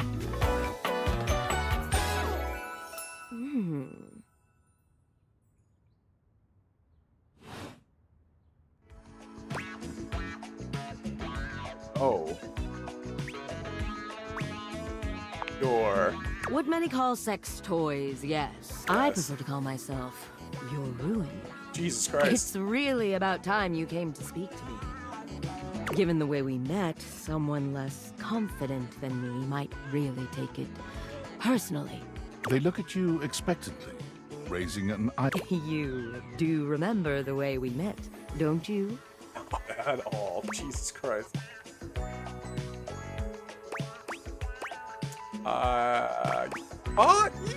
You think you could afford me? please. No, that wasn't it. Gag gift. They look absolutely disgusted. The only way to strip the word gag of all its appeal. Some friend of yours thought they were hilarious. You moved into this house and your friend brought you a big box. Nate! What's up, Benoit Balls? Like, I get the whole sex toy thing. I don't know exactly what it is, though. You know what? I'll just Google it and ruin my search history. Let's see. Phone, come on. Doop, doop. Yeah, new tab. Benoit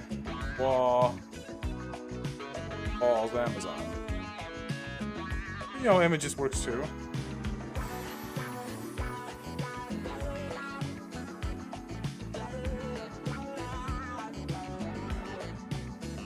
Okay. Interesting. You opened it up to find... what else? A smaller box. I didn't know those things were called those. You opened that to find another small box. And so on and so forth. So funny. Eventually, you got to the smallest box. And there I was, a bright-eyed virgin. Yours for the taking. But there's still time to rectify that. Holy shit, okay. After all, you're here, I'm here, and I know you have nothing but time. So how about it? Me and you and mind-bending, earth-shattering pleasure? How about maybe we could just cuddle and get to know each other first? Oh, well, that does sound sweet. Come here, then. Right, we'll visit this later. I wonder... It's probably the same toilet from downstairs. It always is. The bathtub. This room scares me. Nothing in this room has ever been used.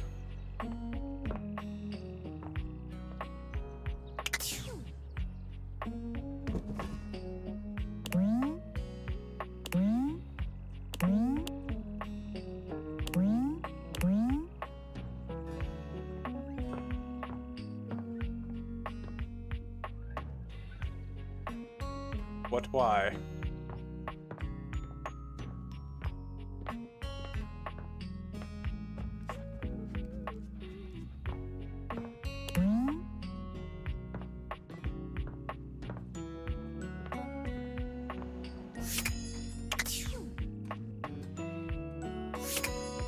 Let's see. Rumors.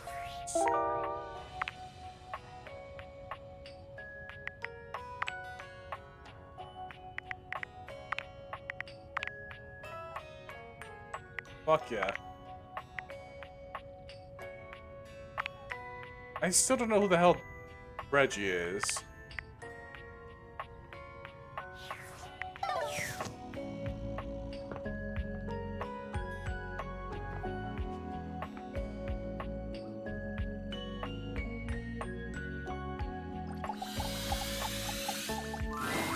A handsome stranger with a model-esque beauty did not think stands this just a was few who it was feet gonna away from be. you, posing with a hand in his hair, as though he were in the middle of shooting a perfume ad. The moment he lays eyes on you, he lights up, drinking you in with a warm smile and warmer gaze. Ciao, beautiful. What are you doing? Admiring you, my handsome friend. But of course, I am admirable in so many ways. Tell me specifically, per favore, and then I might do the same for you. The jacket, your shoulders, your smile. You have excellent taste. You are a fresh pasta, a plump, juicy tomato, sweet and salty. Tell me, one object of desire to another. But first, I must introduce myself. The music of courtship has its cadence, after all. I am the one and only Fabrizio. Fabrizio. Amore. That's a good one. Piacere di conoscerti. Gusto che buono di Dio. Hi, Daniel Di Nota.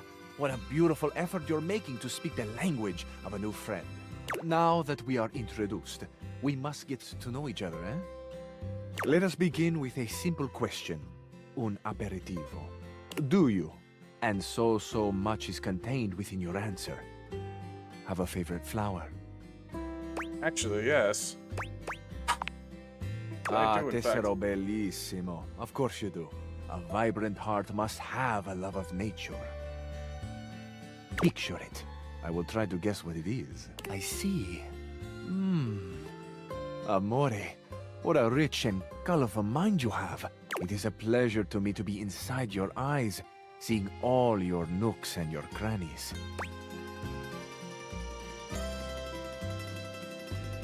I have crannies. Ah, do you ever, amore? And exquisite crannies they are. And somewhere buried in one of them, like a golden treasure waiting to be found, is this flower in your mind. Why are all the things keeping my food so goddamn smooth? I see red. No, not red. Huh, I see blue. The color of the ocean at night, or the sadness at the bottom of your eyes. I see yellow and pink, the colors of the wings of the lefate, glimmering in the early Amore, so powerful is your mind, sending this vision to me. I can even smell this flower. It's a little spicy. It's earthy, and yet light. Smell is such a powerful sense, amore. Where he's gonna go with this. It is this. What a gift you give me, amore, with this aroma. You are thinking your most favorite flower is Uccello di Paradiso, the bird of paradise. What? How did you know that? I know nothing, amore. I know only what you show me. I am at your mercy. Thank you for the gift of your favorite flower. Oh yeah. This is hot. Amore. We have just begun. Hot, you say? We are only a gentle simmer. Our flavors will only deepen with time. I feel I should tell you also, it may look as though I have something of a hard exterior. I have heard before, though not from lovers, that I can sometimes appear closed. But let me assure you, nothing could be further from the truth. I am open. I take great pleasure in being so, open to the world, to experience. I am open to you, amore.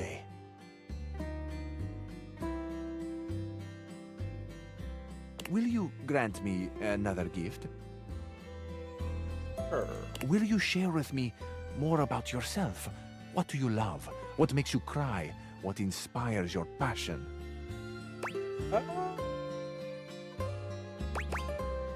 Whoa, those are some big questions. I love the big questions. I love the small questions. It is the finding out about each other, sharing your hearts that brings the spice and sweetness to life.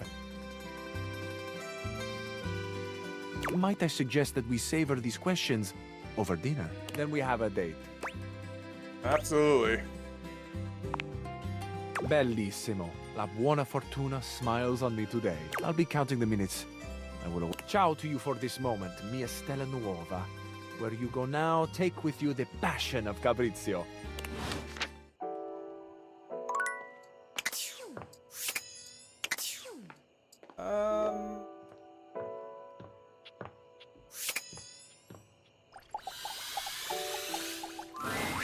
Shadowlord greets you in his own unique fashion, throwing his arms open wide as he calls out to you.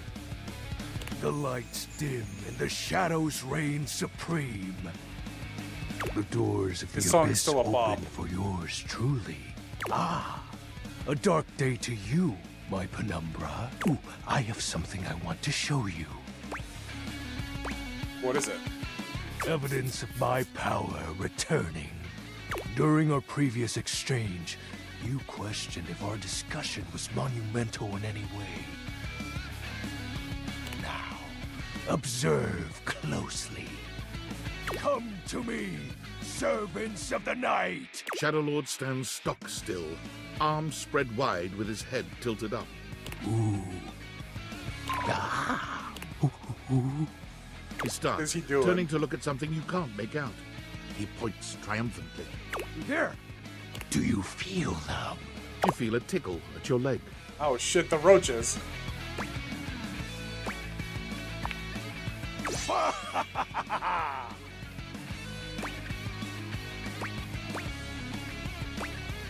You know what? If they're silverfish, we're good with that. Yes!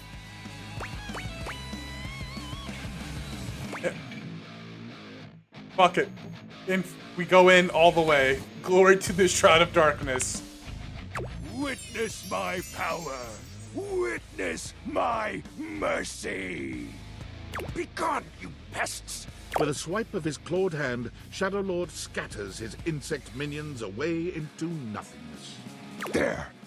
They shall not intrude your presence again. We got rid of them. I thank you for your mercy, Lord of Shadows. I am merciful for your thankness, granted human. Most merciful of thankness, most bountiful. I have to say, Penumbra, I'm quite surprised. Your unfamiliarity of the dark is unexpected. This resistance to the colligiosity must be reversed. It's going ham. It's going all in. Perhaps your soul is not attuned properly. Training is in order. Alright, give me the training call. Let's level up. Yes. Conversation will keep darkness in our mind tempered and in our control. Just as you participate in the labors of light, surely you partake in the leisures of darkness as well. What activities do you enact in the shadows? Have nightmares? Regale me with every detail, Penumbra. Doom scroll. What is that? Scrolling through social media feed for hours and feeling like garbage. That sounds incredibly sad. It is. Why do you do this in the dark?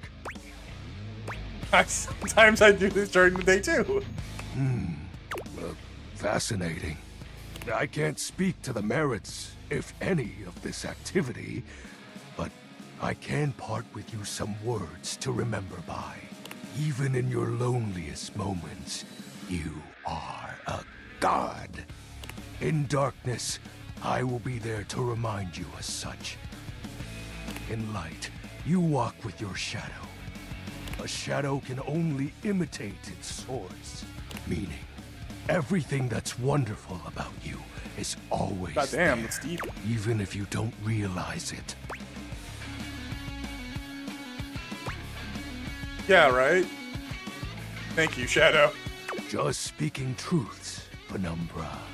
I'm grateful to you for providing me more insight into your life. Behold, our corrupted bond grows. Yes, I am beholding you, Shadow Lord.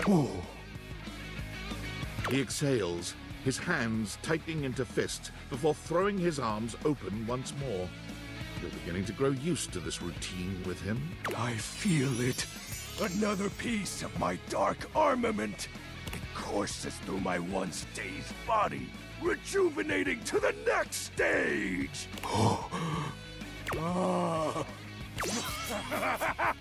It's going. Absolutely. Excellent.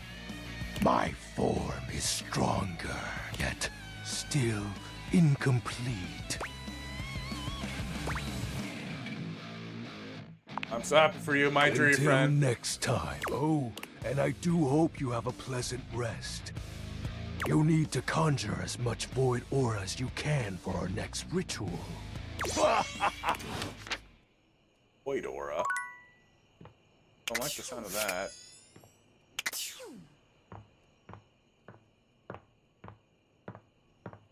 Suppose up the stairs.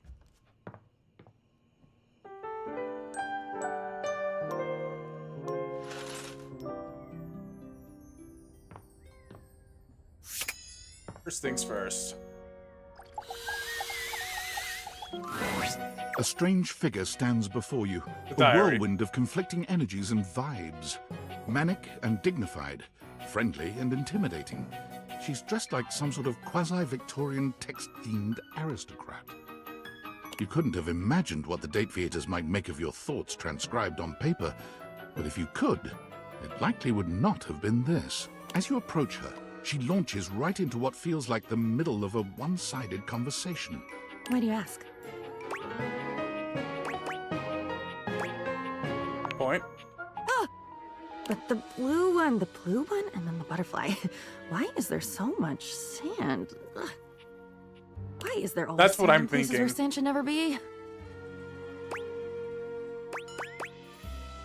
Maybe she's like responding to the text already in the diary. Like, you're weird, but I'm really into it. Into it, out of it. It's all the same. Into one thing is out of another, and on until you're dizzy and there's nobody to catch you because the basketball game started late. Alright, catch you, baby. Oh my god. I've been falling. I fall so much. I can't even remember the last time I landed. It's all falling. Oh, she is messed up. You said already that you'd be there. Wasn't that you? At the Italian place that Saturday in New York? Wasn't that you? It should have been. Because it's fun? Tomatoes. Yes. Come back when you've had enough tomatoes.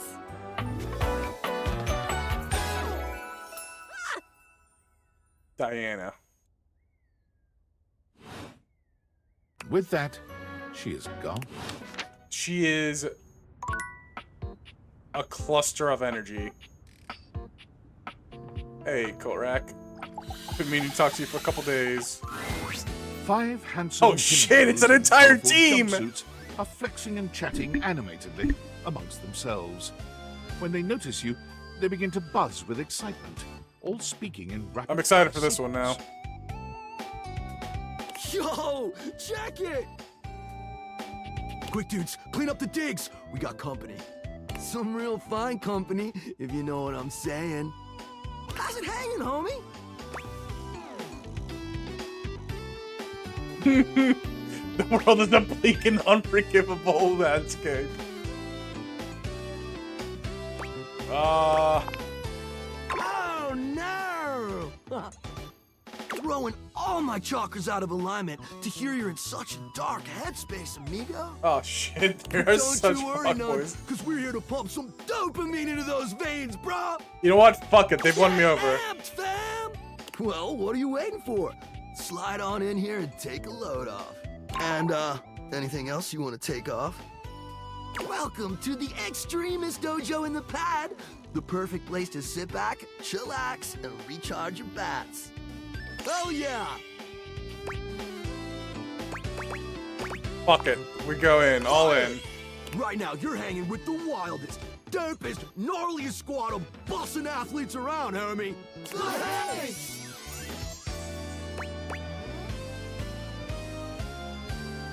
Alright, but yeah. If you're the Hanks, does that mean you're all named Hank? Yup. We're the Hanks. Shit, that's good.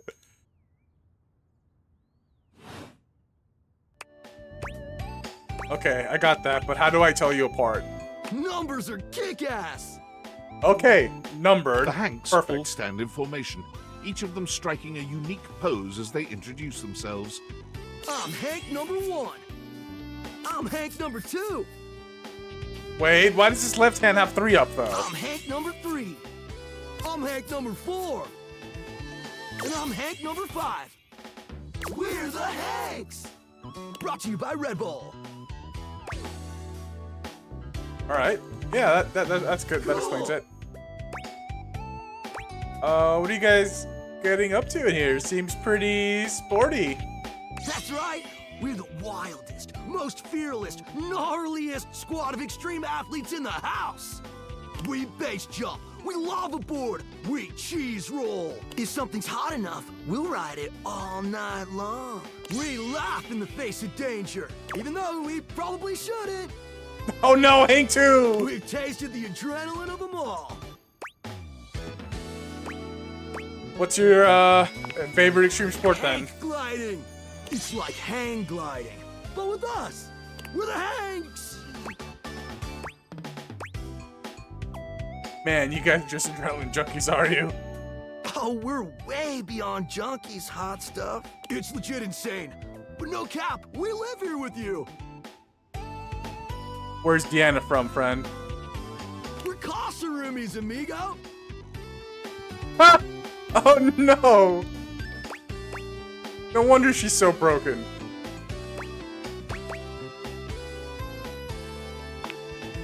Right? Life's way more kitschy with friends. Or friends with benefits. Goddamn, Hank 3 is That's horny. why we partnered with Red Bull. What is Red Bull anyway? Red Bull's our sponsor, brah! Very cool. Their bowls have the most riz, no cap. I'm sorry, are you saying bowls? Yeah, they're a company that manufactures exclusively red-colored bowls. That is very niche. It's so lit. And they're not just a sponsor. They're our fam. They fuel our adventures. They provide our wicked gear, get our exploits killer exposure, and provide the best medical support when things get gnarly. Let's be real, they do get gnarly. Hank 2 is so over it. By gnarly, you mean dope AF. Okay, yeah, this sounds like a great partnership. Through every stunt, they've always got our backs. We high-key love it all, homie. I don't think Hank 2 is loving this, though. I think he's, like, going along because all his homies are, but that man is scarred for life. So, do you guys... Yeah, it seems like you guys are geared up for an adventure. Yep. But Broski always prepares. You never know when a ripping thermal or base jump opportunity's gonna come your way. Yeah! Sounds exciting. It is! Speaking of which, we were just about to head out for a little Hank gliding. What do you think? Wanna come? It high-key slaps, homie. You in? Oh, fuck yeah. I want to go. Alright, yeah, okay. Is that sexual? It can be if you want it to be. What do you say? Shit.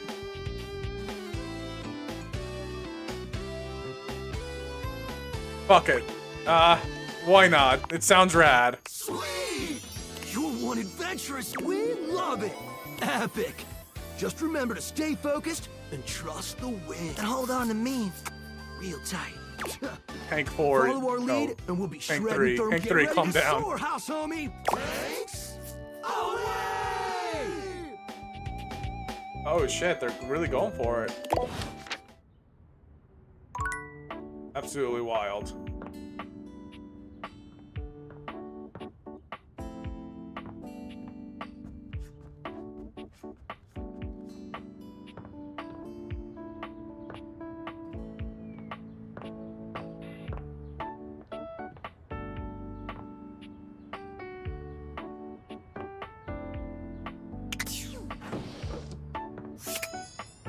Oh shit.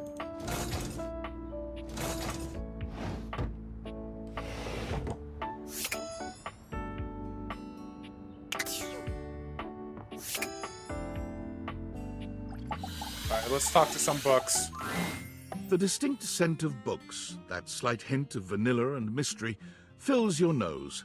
And while it's not at all unwelcome, it is strange to smell it when you're not actually paging through any of your books. It only takes you a few moments to track down the source of the smell. What appears to be the spirit of literature hovers a few feet away from you, nose in a book. When he sees you, He nearly drops the book he's holding, Oh, fuck his rewarding glasses. you with a glare. His glasses are books. Ah! Oh, for God's sake, you cannot sneak up on me like that when I'm reading. You have no way of knowing what world I've been in. I might mistake you for a zombie or an ill-mannered country It gentleman. was and, the entirety of the well, Minnesota Vikings football team. I might have to act accordingly, you see.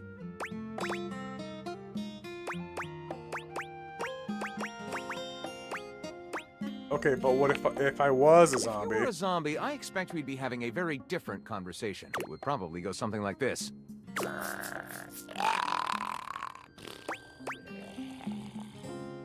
Whoa, you speak zombie. What? You don't? Shame. They've written some lovely corpse poetry.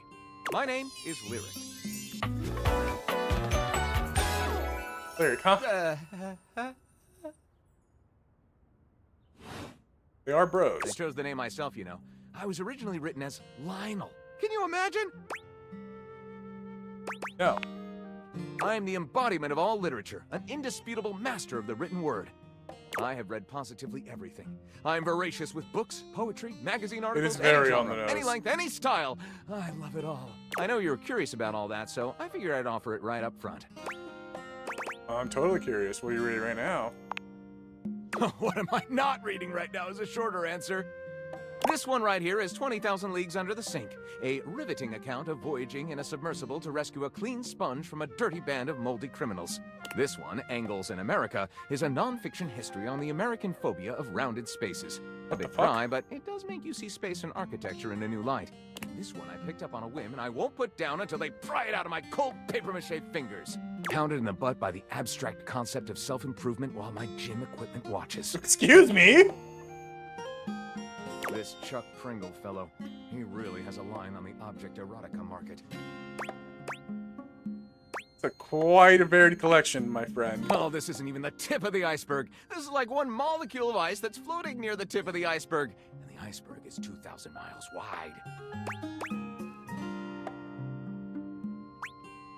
What do you do with all this reading? What do you mean? Write your own stuff? Sadly, I've never even written a paragraph. Not a single line of text. Not a word. Not a punctuation mark. Yeah, but you're literature. We gotta do something about that. We do? Do you mean that you would help me write? We could co-author the first book of Lyric? Yeah. First book of Lyric is a pretty cool title. I never. This is most excellent. I wager you're about to become the first human in history to help a book write a book. All very exciting. I have some materials to gather. Pens, paper. We'll probably need quite a bit of extra paper to crumple dramatically on the floor when writer's block sets in. Oh, how fun! I'm about to experience writer's block! All right, I'll get to gathering. I'll need some time, but when you return, ready shall I be. Alright, good to know. Got 2 left. Should probably talk to the floor again.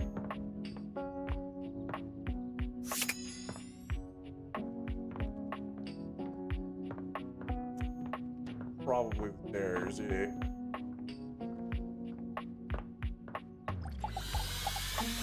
I had to guess, unless the stairs are different from the Greets you with an floor. Elegant wave. You never really thought so many hard corners and angles could be soft and graceful, but she's really selling it somehow. That's why he's so cheerful, dude. Oh, hello, dearie. Mind your step. I'm getting a bit creaky in my old age. I'm working on it, mind you. I'm Stella, your quickest way up and down between floor and ceiling. Airway calling.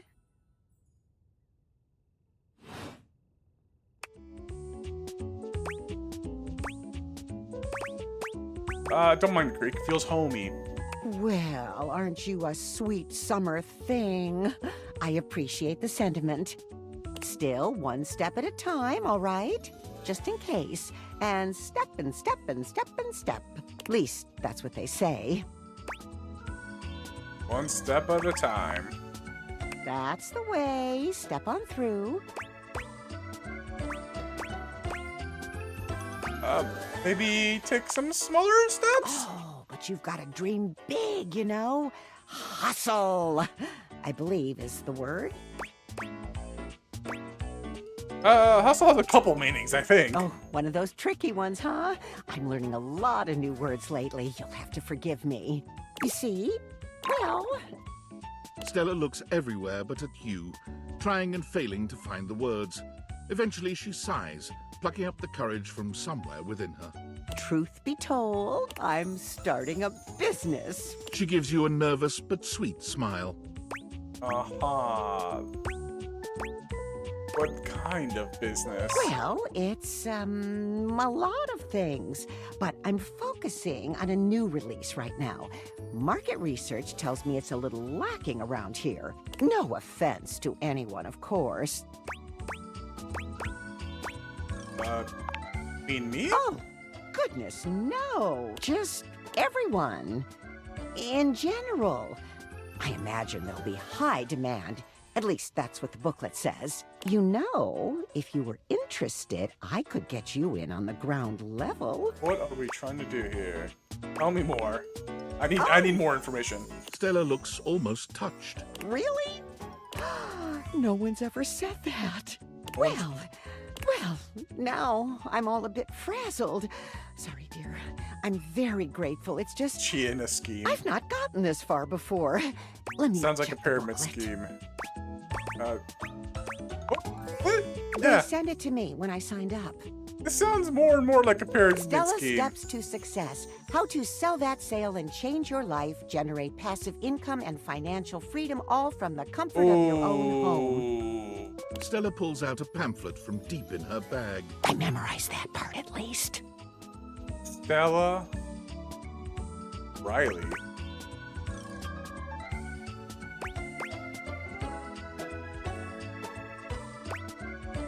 I think you're being scammed, Stella. Well, let's not get too dramatic. It's hard work, sure, but isn't anything? They even tell you that. Step 37. Not everyone will make it, but drive and passion are the fuel that fans the flame. Patience is a virtue, and success is for the virtuous. Doesn't that make you want to get to work? Does it? Speaking of, it kind of does, but... They really know their stuff.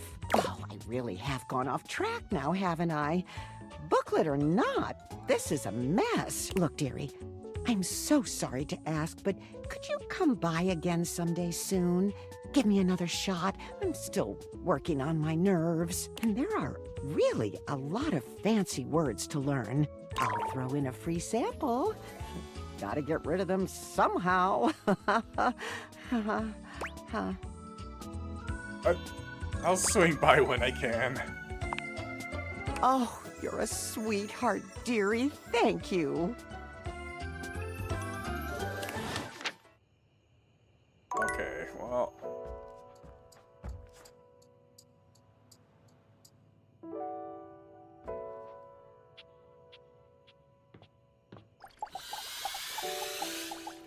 Oh, Betty is already I'll do it speaking to afterwards. someone else when you walk in.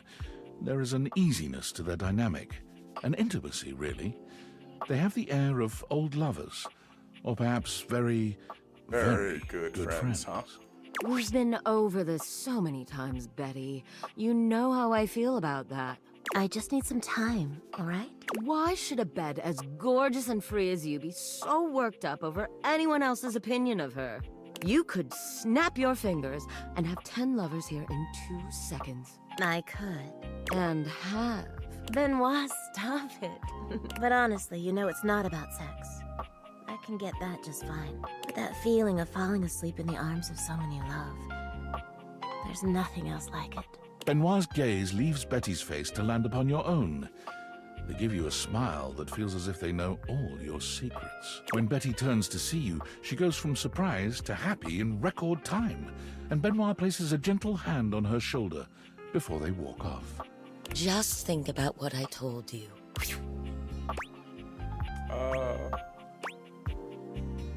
Happy pink people in my bed. But I am your... You don't have to worry about that anyway. The bed isn't really Ben's favorite place to get down. And it's not like we're dating or anything either. Benoit and I are just very good friends. With benefits, of course. like you were lonely. Well, sure, though, gosh. I wish you hadn't heard that. It's just a really specific I'm sure you didn't come here just to hear tales of my sex life. What can I do for you, honey? Did you want to relax? Maybe take a nap? All of the above. Get to know you better. To know me better? Why? You're hot, why not? Shouldn't I know the person I'm sleeping with every night? Oh, I don't know. It can be hot to sleep with someone you know nothing about. And of course, some people fear intimacy. And getting to know people is a step on the road. This is the bad scared of intimacy. Well, you know what I am, what I do. You know I'm a free spirit. What else can I tell you about me?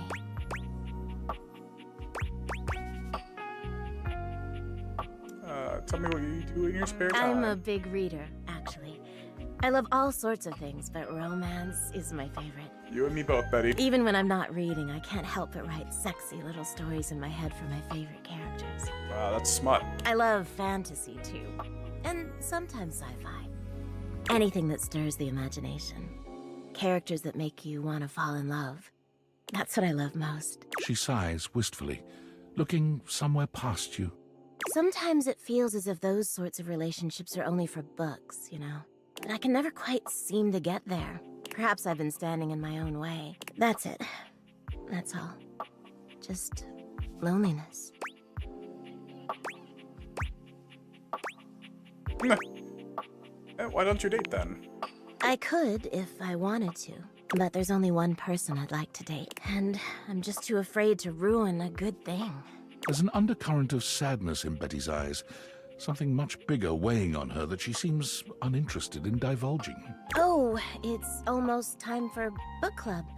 If you'll...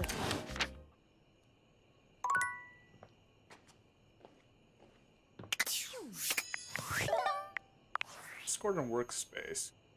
Oh, it's... Yo, I know it's been a sec since we talked, but I've been sitting here trying to work, and all I can think about is the fact that you're, like, dating your couch and your TV. I haven't actually talked to either the couch or the TV. Oh. Check your job privilege, fat cat. Stop. I feel genuinely bad about that, okay? I think it's going good. You think? Is it or isn't it? They're all very weird. Well, yeah. They aren't like actually people. Don't be narrow-minded. Okay, but honestly, like, can you just tell me what it's like? Walking around your house and having, what, hundreds of potential suitors just around? Like, you gotta feel, like, super eligible, right? That's what I just said, yeah. Like, I haven't actually talked to the couch or the TV yet. Feels super awkward. Aw, don't feel awkward. Just believe in yourself. I just gotta know one thing. When you're out here dating your appliances, are you guys, you know... Hands? You know what? All right, keep your secrets. If you don't want to kiss and tell with your furniture, who am I to make you? All right, well, I've wasted enough of my workday. All my love to your household object lovers or whatever. Bye.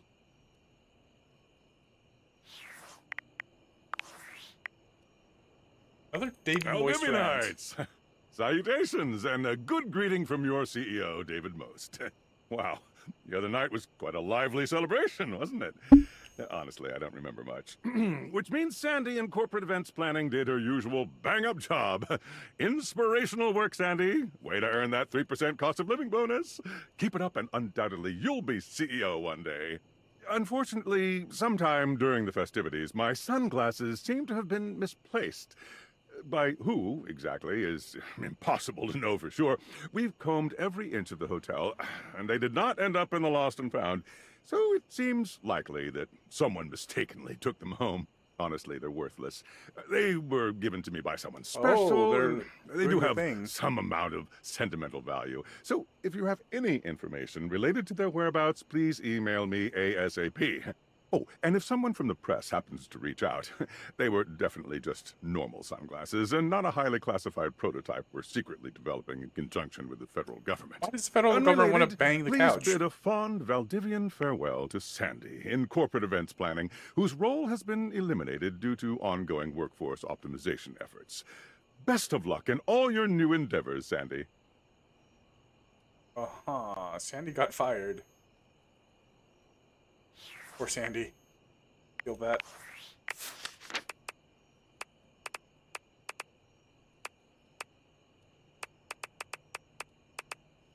There's much. What's this?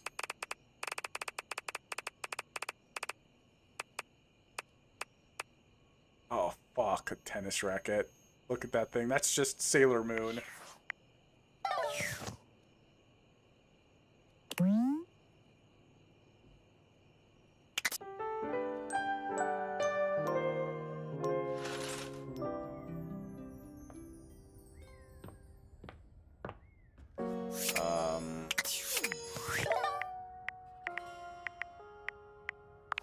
What are my specs at?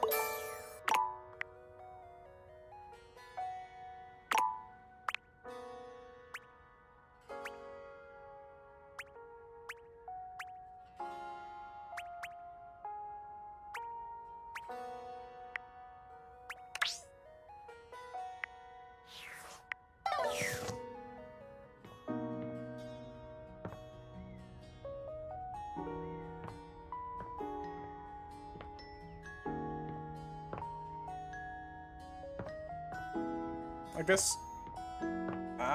Arm. Back to the couch. Then the TV. It's been long enough. Seated in your living room is a being who seems to truly embody the concept of comfort. His arms are draped over the back of the couch, his head tilted back, and his eyes beginning to flutter shut. This man. Look at that. That is perfection there. His head, it's resting. Tiny pillows against his shoulders. He looks just as though he's about to fall asleep. But when he sees you approaching, he shakes it off. Hello. Mind if I join you? No way. Please do. He pats the seat next to him. Come on and take a load off. I'm gonna take so many loads I'm off. Koa, by the way. Hey, here, oi.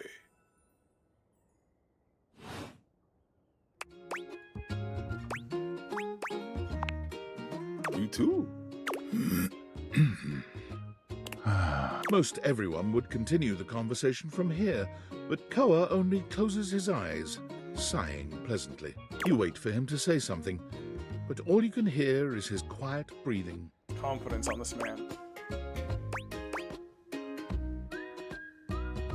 So, how about the Nowhere sports team? I'm not really a sports kind of couch. Koa opens one eye. I just thought you might like to share in all this comfort, you know? Couch culture is really all about taking it easy together. You know, like, you ever heard people talk about alone together? Yeah, I love that. Right on, right on. You get it then. I wish more people understood the beauty of alone together. It means you can be at peace with another being without even saying a word. It means not forcing a conversation or an activity between the two. I'm taking the hint. It means just enjoying the moment without any expectations. He sighs pleasantly, closing his eyes. Guess I'll give it a shot. Beautiful. You'll see. Koa breathes in deep, sighing pleasantly. When he relaxes, the entire room seems to relax with him. You find yourself growing sleepier alongside him. You're not sure how much time passes as the two of you sit side by side in companionable silence, but it's certainly a good while. Thanks for keeping it chill, buddy. This was real nice. Got something I want to give you. Yo. It's not free, it's your money. You know, in couch culture, we're not big on expressing ourselves verbally. We prefer to let our actions speak for us. And a gift like this, it's just a way of honoring our friendship.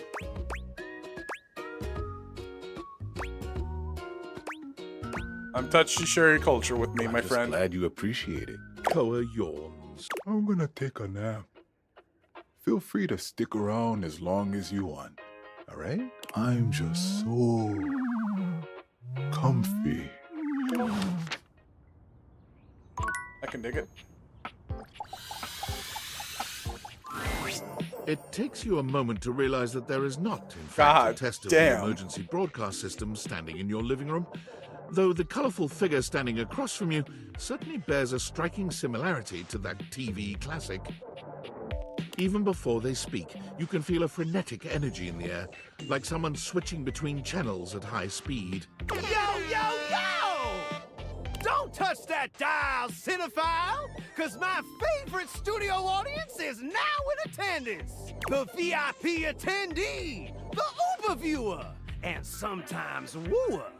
The supreme dream who makes this flat screen scream. Oh. How can I cater to my greatest spectator? Ooh, I like being catered to. Then, let's get ready to rumble! Before we get to what's on my screen, let me properly set the scene. The name's Telly. Rhymes with Nelly. Like, whoa, Nelly! Did you know Telly offers 5,000 channels like an endless deli? Holy smokes, folks!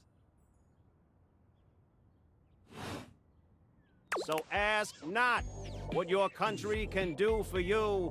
Ask, can you dig it? Whoa. 5,000 is a fucking lot. It's one small step for man, one giant leap for mankind. 5,000 channels is the most offered by any provider. I know this because I'm an entertainment insider. 5,000 channels of cheers. 5,000 channels of cheers. Can Valdiviflix compete with that? Or even Viewloo? That Valdiviflix copycat? Telly shows are must-see. Their programming's just musty. Oh, I'm sold. Dynamite! Anyway, since you're here, my dear, why don't you just kick back and recline? Unwind from the grind and free your mind. With 120,000 hours of programming combined. View that queue till you go blind. Alright, let's do it. Loading I want to watch programming. TV. Loading program. Optimizing for comedy. Ha ha. Analyzing for reality. Boo hoo. Pratfalls and close calls from straight to your eyeballs. Yeah, Mr. White. Yeah, science, bitch. I found 15,000 shows you wouldn't oppose. So what genre can I impose on you with my flawless flows?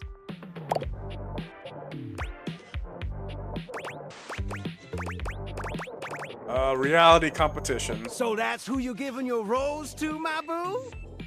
Looks like the tribe has spoken. Very clever. I'll assault you with my pop culture. Hey, look, it's a slant rhyme. It works. All right, my delight. It's getting I'll offensive give you about a that one. reality infusion in 4K resolution. Cougar versus Cougar. Thrust into the wilderness and stranded in a remote location miles from any plastic surgeons. 10 older, attractive women must rely on their wit, resourcefulness, and cunning to battle for survival and outsmart their adversaries. Cougar vs. Cougar would be a show I think I'd 10 like to watch. actual cougars. With tensions running high and cougars lurking around every corner, alliances will be forged, rivalries will emerge, and the women must dig deep within themselves to prove once and for all which cougar has the sharpest claws. So, my daffodil, shall we commence with this TV and chill? Yeah, what rhymes with yes? Pretty good.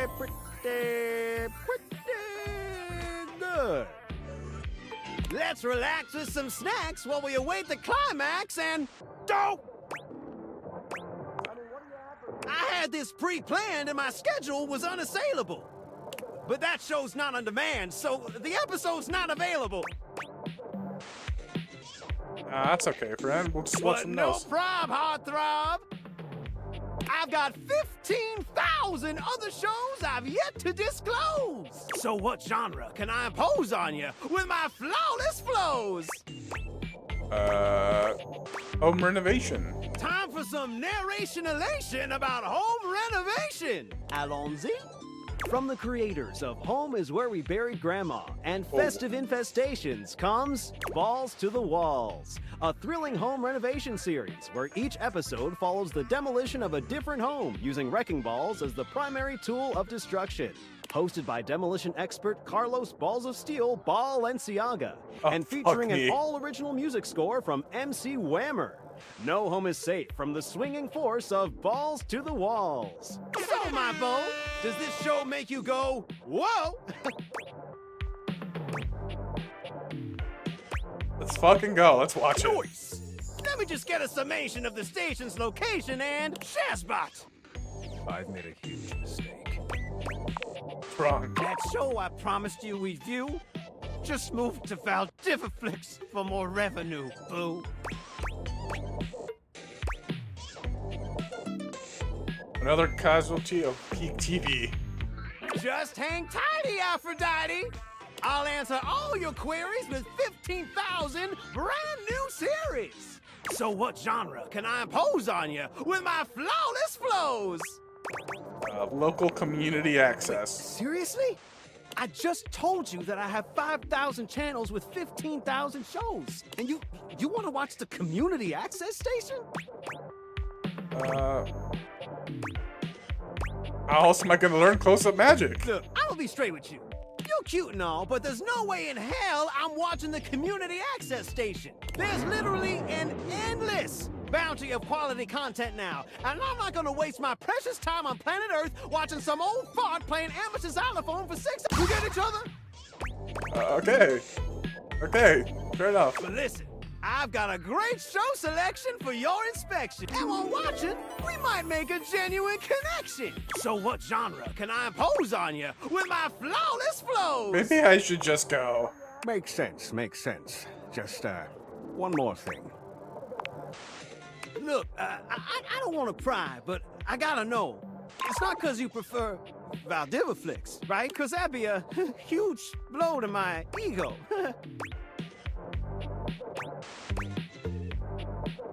Over your quality programming? Never. Oh, thanks, Hottie. That makes me feel naughty. Come back round here later, and I'll show you something body.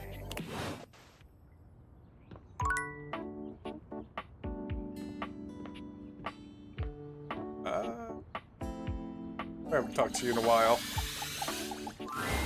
Hello again, suspect. I'm hard at work on my current. I've been hoping for a breakthrough. Sometimes I get so wrapped up that I start seeing everyone through the lens of a mystery. Are you really a detective? I am. Maggie M. Glassbury at your service. Perhaps you've heard of me? I've acquired a modest reputation as a result of some of my previous work. What are a couple of your best-known cases? Maggie puts her hands on her hips, positively radiating pride. Why, it was I who solved the mystery of the missing sock. That was you?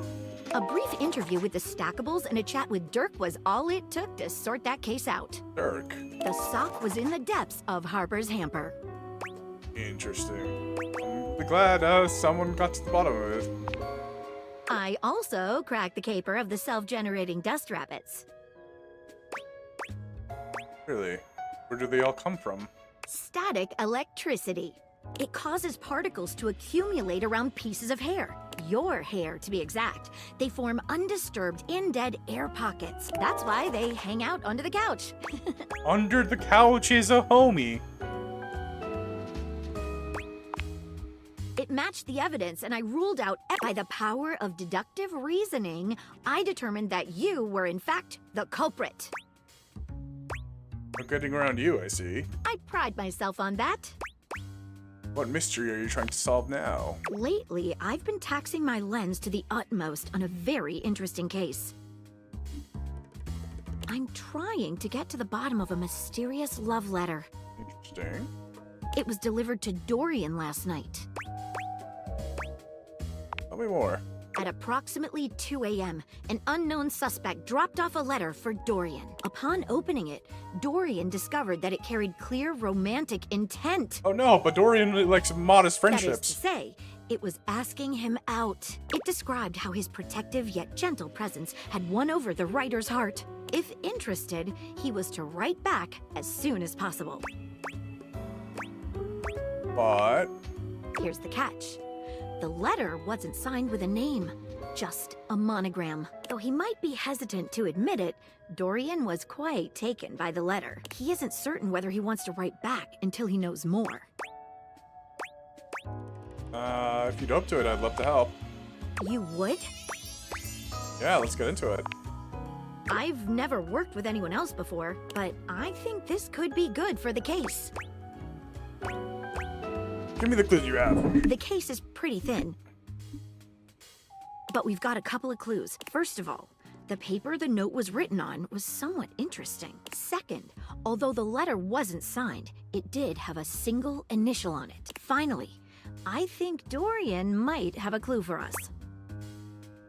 All right, let's start with the paper. What makes it interesting? I have it here. Semi-transparent and very thin.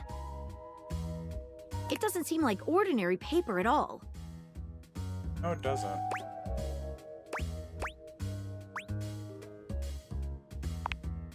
She gives the paper a careful test snip. Cuts just like normal. What else should we try with the paper? Try spurning a small piece? She focuses a magnifying glass on the paper for a few moments. Yikes! It's definitely flammable. Does seem to burn slightly slower than normal paper, though. What else should we try with the paper? Let's dip the corner of it in water. She dips a corner of the paper into a small glass of water. Look at that! It dissolved! What else should we try with the paper? It's toilet paper. Taste it? She carefully dabs a... How interesting. It's edible and tastes slightly starchy. What else should we try with the paper? Let's see what other clues we've got. What should we look at next? What initial is written on it? A stylized letter M. An M or a W? A signature, perhaps? But whose name is simply M and nothing more? What should we look at next?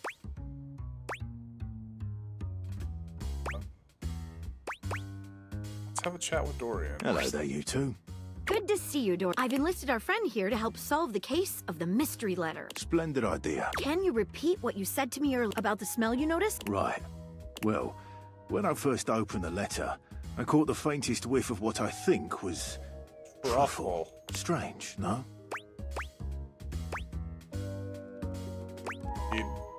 Good luck. Let me know if you have... I'm not one for love, but I am one for truffles. And friendship. What should we look at next? I know who sent the letter. I've narrowed it down to 4 sus: Penelope, Mitchell Lynn, Mateo Monta, and Freddie Yeti. It wouldn't Who do be you think it Freddie was? Yeti. He's too straightforward for that shit.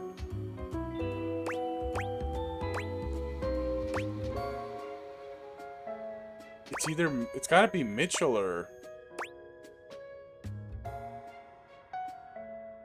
Maybe.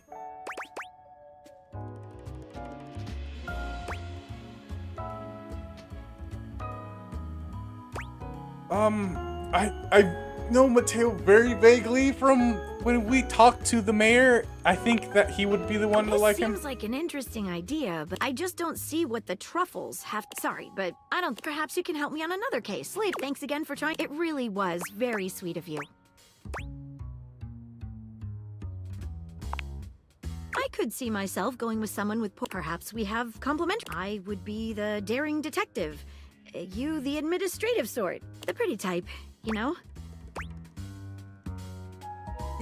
Damn straight, I'm the pretty type. I'll see you soon. I'd fancy that.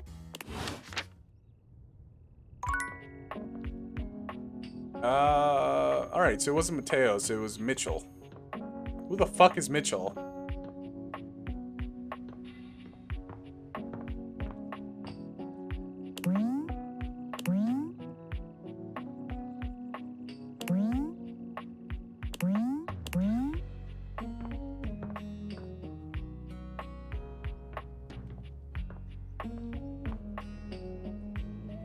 Alright, we have 2 left.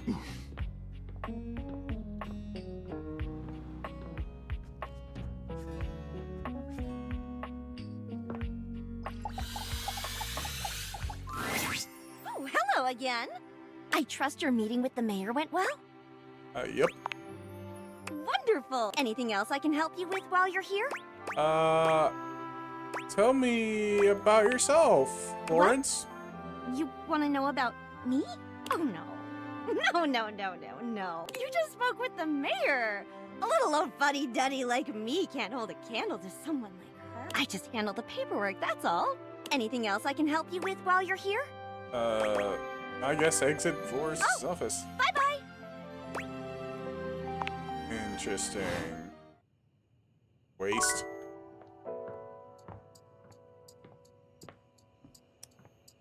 Try some gym stuff later.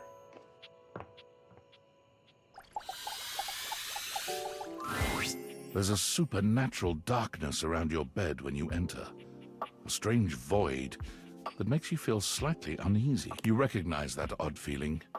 Betty is speaking with Nightmare. You really don't think you could do it? Is that really something you want? It would be fun for me, but I don't think it's really your thing. You know, sex and horror have always gone hand in hand. It's not the worst idea, is it? Well, yeah, of course. But you've watched me work, and you never really seemed all that into it. Oh, I didn't? What was it you said? Oh, yeah. It was, oh God, why are you doing that? Is that really necessary? Now that's just excessive. I remember it differently. You weren't even watching. You were looking through the cracks of your fingers. Give it up, Betty. My work is not for you, and that's all right. Nightmare's gaze falls to you then, and you feel a shiver run down your spine. I'll see you later. Nightmare dissipates, but the air of dread that accompanies her takes a little while to clear. Betty sighs. Oh, guess I should have seen that coming. Were you trying to have nightmares? Well, maybe.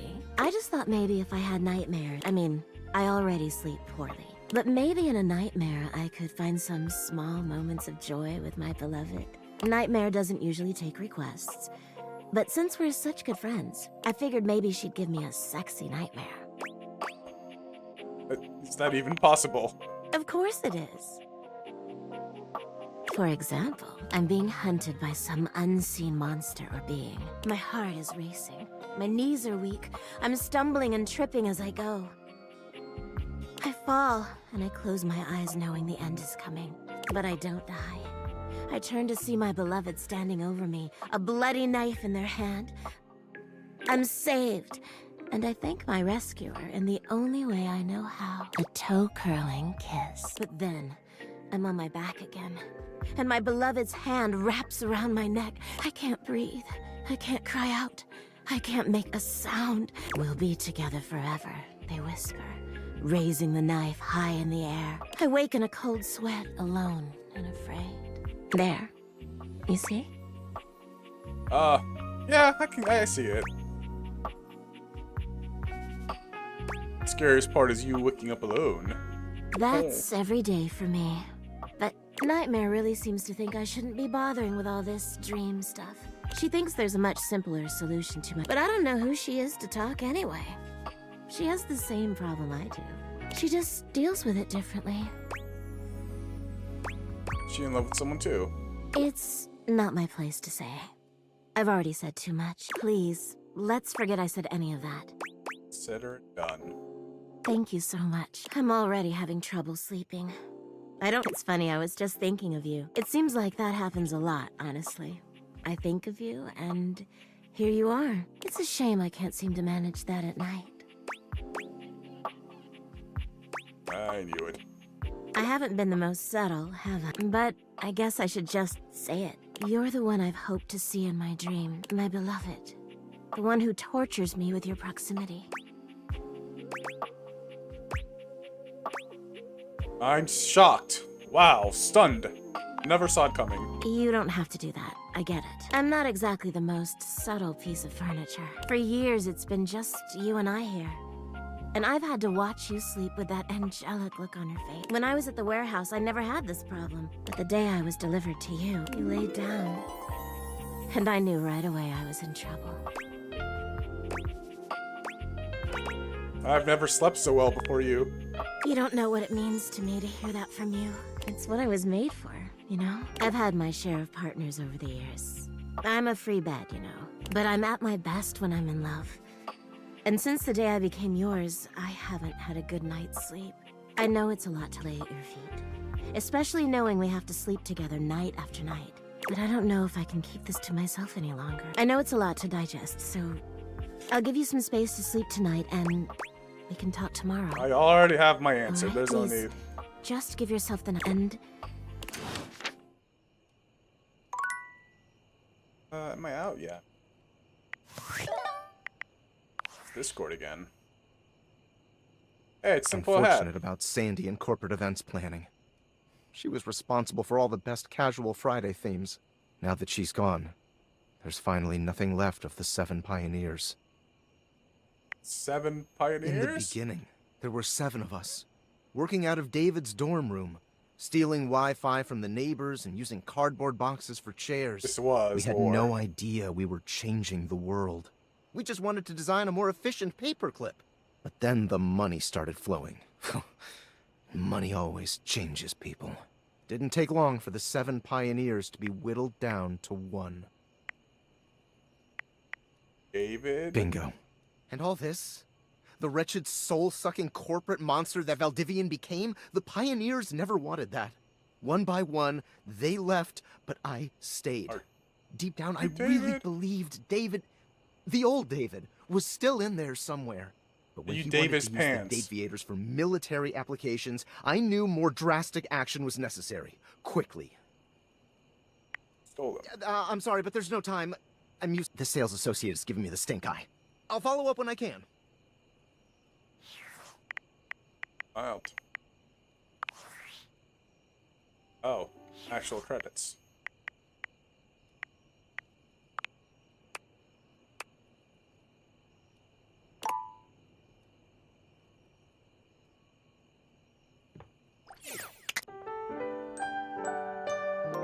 Tried looking into it. Find more stuff. Okay.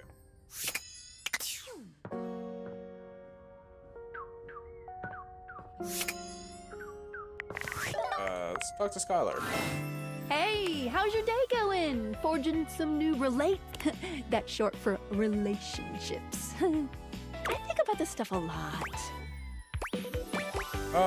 Yeah, I'm having a freaking blast. Oh, yes, yes! I knew I was good for something. How about a nice menu? I have lots of I'll different go do that ones, after this all one. different styles. Here's the main one. Welcome! What can I do for you in my main menu? Let's talk about you. Oh, let's. There's lots I can chat about. Me?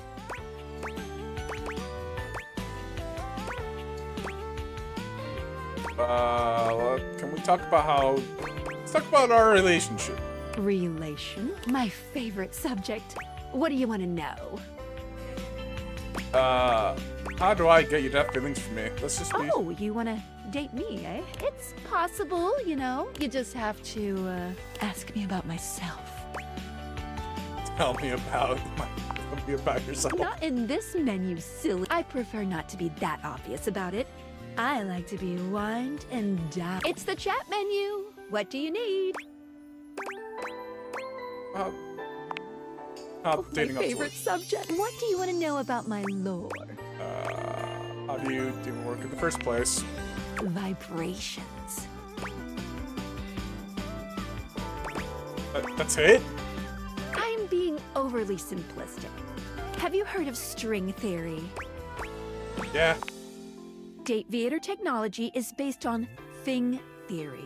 Thing theory theorizes that at large enough scales, all objects and concepts coalesce into their own one-dimensional wavelength that unifies all of that type of object throughout the universe.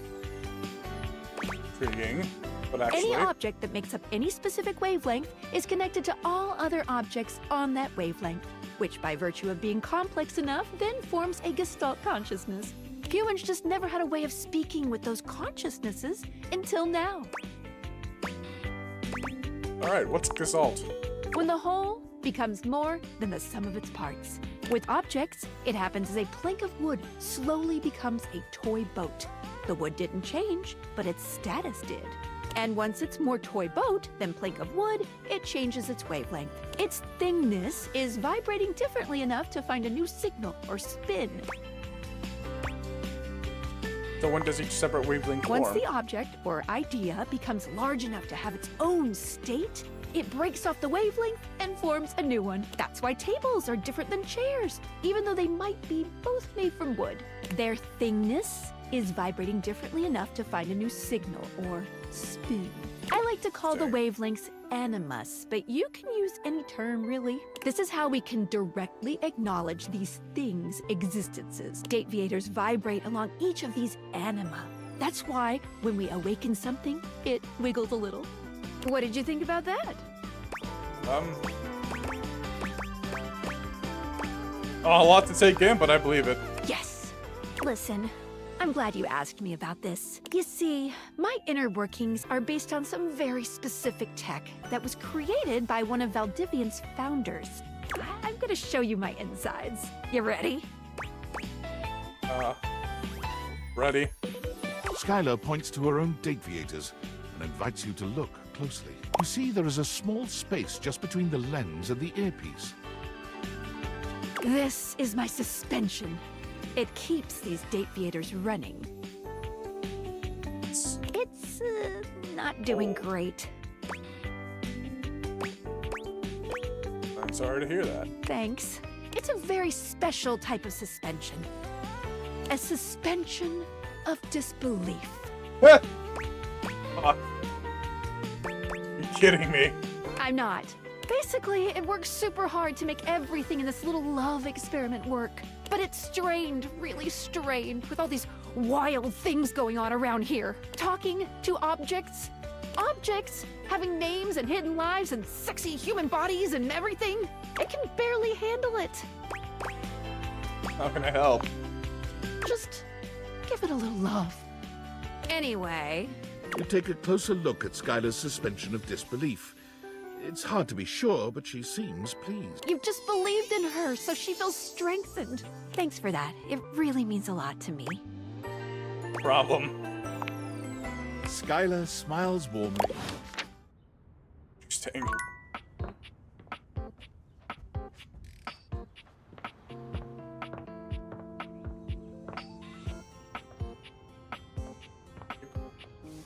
Boats and pens and stuff.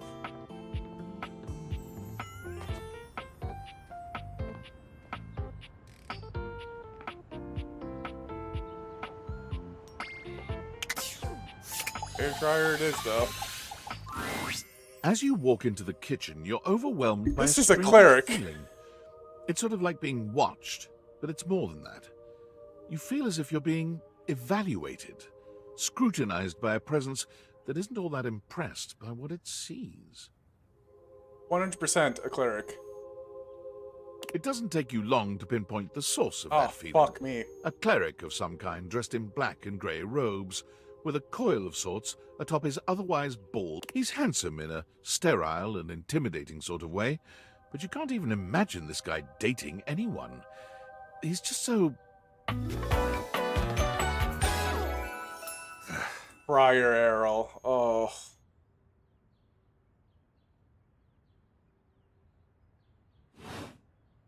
You reek. I'm sorry, what? You reek. No, I heard you. What are you talking about? You reek of sin and grease. I feel as if I have been bathed in oil simply looking at you. He does sound very familiar.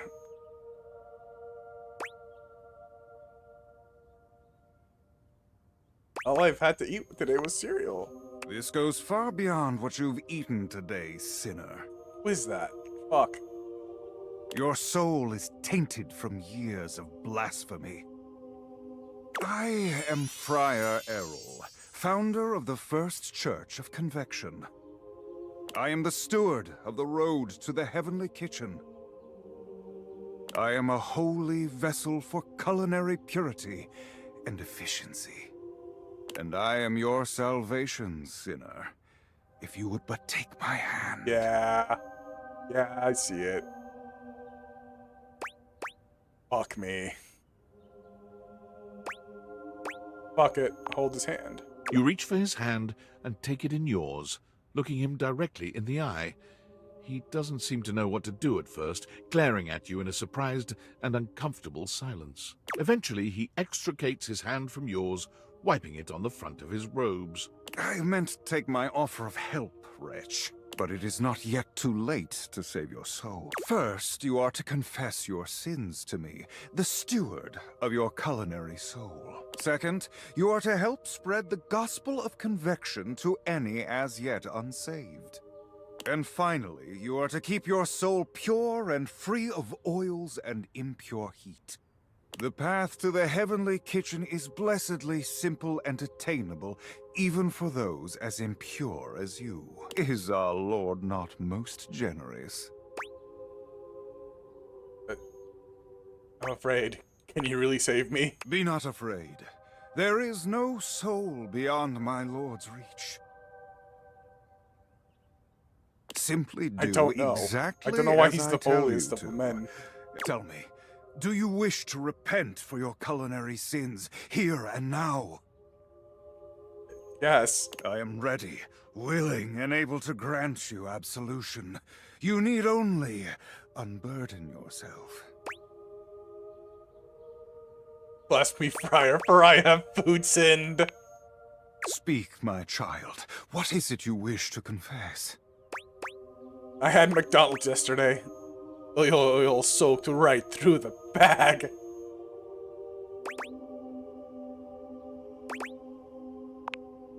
A shudder runs through the friar. Disgust, probably. But if you didn't know any better, you'd almost swear he was kind of into hearing this. How disgusting.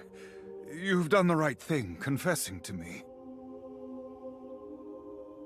Tell me, did you enjoy it?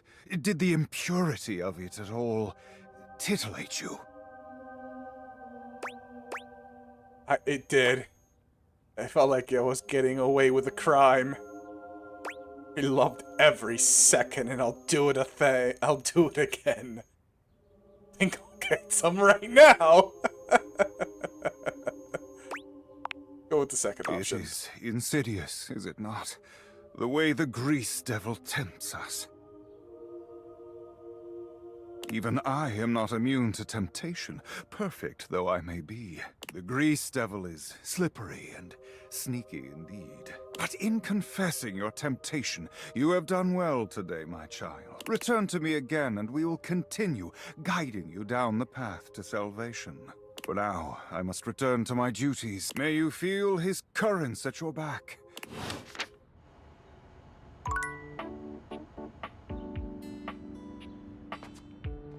I probably never. So.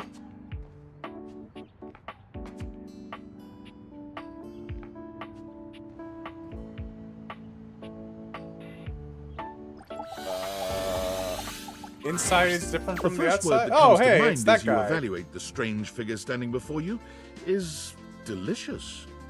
You don't even intend to be salacious. It's just he looks edible.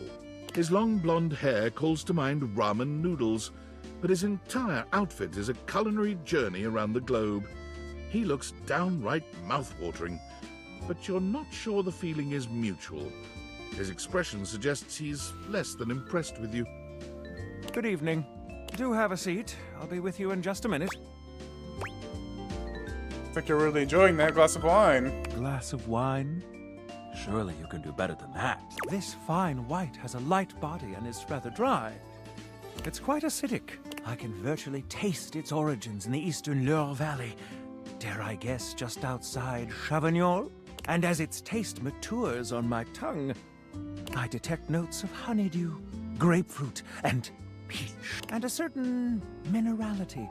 Flint. Gray salt.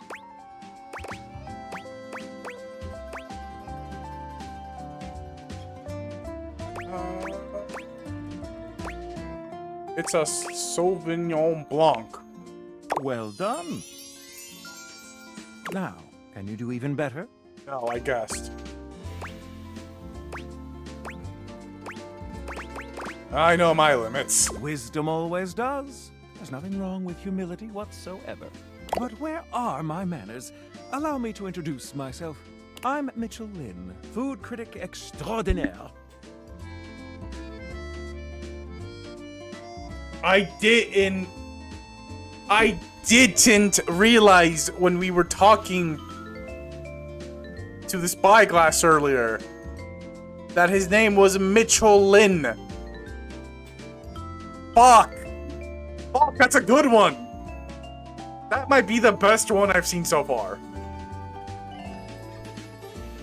Paragon of the perfect, advocate of the adventurous, and bane of the banal. Salutations. Oh, that's a good one.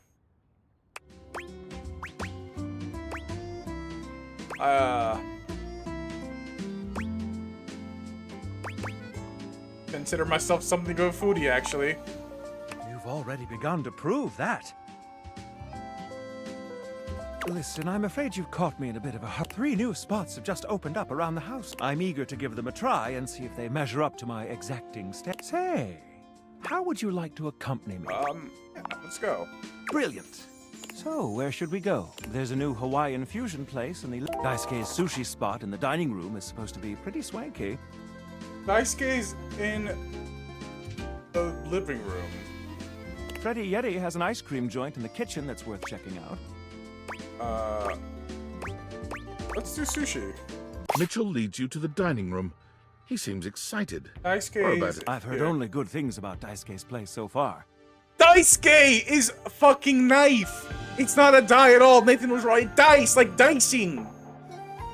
Let's hope it lives up to it. You walk into a rather austere space. The counters are of raw pine. The walls are shoji-style screens. A water feature drips delightfully in the background. You feel instantaneously relaxed and intrigued. Ah, here comes the owner now. Irashaimase. Daisuke greets you both with a warm smile. Or maybe he's the living room table. Welcome to Omakase Daisuke. I am pleased to see you both. Always nice to see you, Daisuke. It's obvious you've put a lot of work into this endeavor. Thank you, Mitchell. I have only done what anyone would in my place. The dishware deserves no less than maximum effort. I hope the decor and ambiance please you. My mind isn't quite made up yet. I think it's exquisite, Daisuke. You do? Seems rather dull to me. No, look closely. It's intentional. Not dull, but understated. Understated, you say? Let me take a closer look. Everything has been selected and arranged in order to draw one's full attention to the sushi. Why, you're absolutely right. I thought at first it was lazy and weak decor. Lazy and weak? Mitchell continues on, as though he's not heard Daisuke. But look around you. Perfectly clean, lighting muted, but this wood shows the signs of a master carpenter. These chairs have been selected with painstaking care. And as I listen, I detect the subtle dripping of water from a waterfall pond. That is only Sinclair's chronic drip. But I thank you all the same. Sinclair. The sink. The sink Sinclair. I feel almost as if I've been transported to the Tsukibayashi Jiro. Delightful, simply do. Let's move on to your speciality, Daisuke. What are we to make of the settings? Before we begin, I am Believe the Scandelabra? Damn it. I'd sooner let Sinclair process an insurance claim for me. I'm glad we are all in agreement there. Now let's have a look. We appear to be missing chopsticks.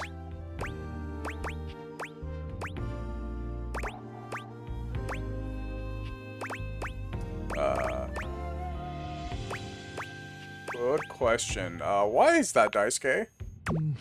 Traditionally, sushi is eaten with a hand. All right, let's get down to business. I'm starved. As the name suggests, We offer only omakase.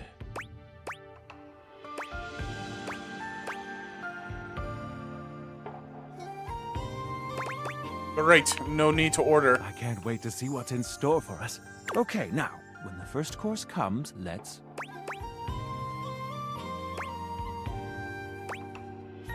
Give ourselves a minute or so to appreciate its beauty, obviously. It must be eaten right away, within the first 10 seconds. Here you are. Please. Daisuke places a dish before you containing what must be the most hideous, clumsy nigiri you've ever seen in your life. The fish is misshapen, and the rice seems to be falling apart. He's a bad chef. Oh no. What are we looking at, Daisuke? Is it not obvious? This is eel. I see. Really? Alright, let's eat it. Let's go. Glad All to in. know your take. I'll present my own opinion. Now that we've eaten, I think it's time to go. Alright. Save one for bed. And...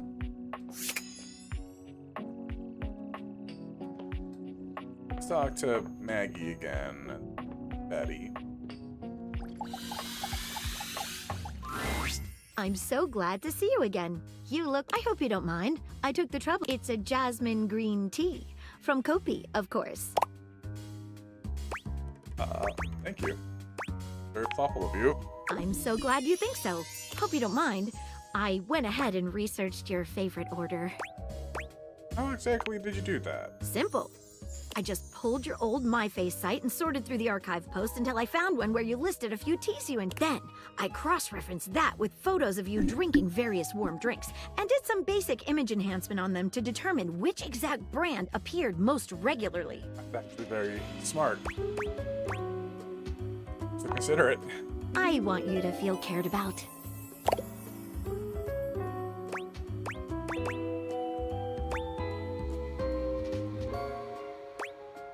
Alright, it's fun to be here with you, I have to say. I rarely let my glass down, as it were, so I apologize if I'm a little rusty. What have you been thinking? The way you gave yourself to that last mystery. Dropped everything in order to help me solve it. Nobody has done that for me before. I'll do it again in a heartbeat. That's the most attractive thing you could have said to me. You make it really fun. My heart.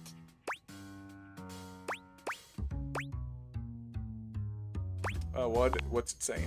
Maggie takes your hand in hers. Put your hand just here, below my lens. Do you feel how it's racing?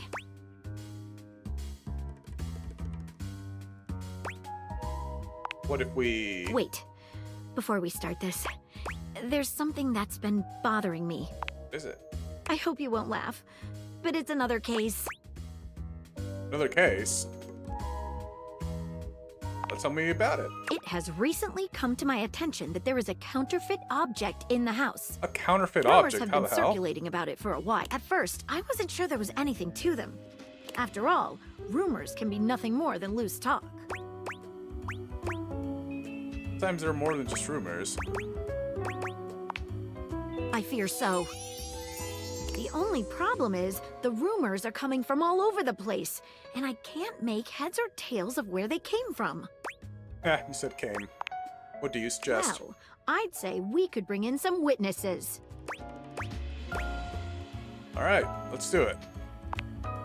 We begin. Okay, so I've heard whisperings from Lux, Hoove, and Wallace. I didn't talk to any of you.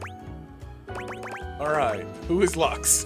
Lux is a conglomeration of lamps and lights in this house. Okay, so I've heard whisperings from Lux, Hoove, and Wallace. Who is Hoove? Hoove is a vacuum cleaner located in the laundry closet. Okay, good. We're getting shit done. So I've heard whisperings from Lux, Hoove, and Wallace. I know who Wallace is. Wallace is the wall. While he is located everywhere, the best way to get in touch with him would be around the mayor's office on the second floor landing by the stairs. Okay, so I've heard whisperings from Lux, All right, sounds Hoove, good. and who should we talk to first? I mean, let's ask Wallace, right? He's everywhere. All right, when you get in touch, I'll meet you there.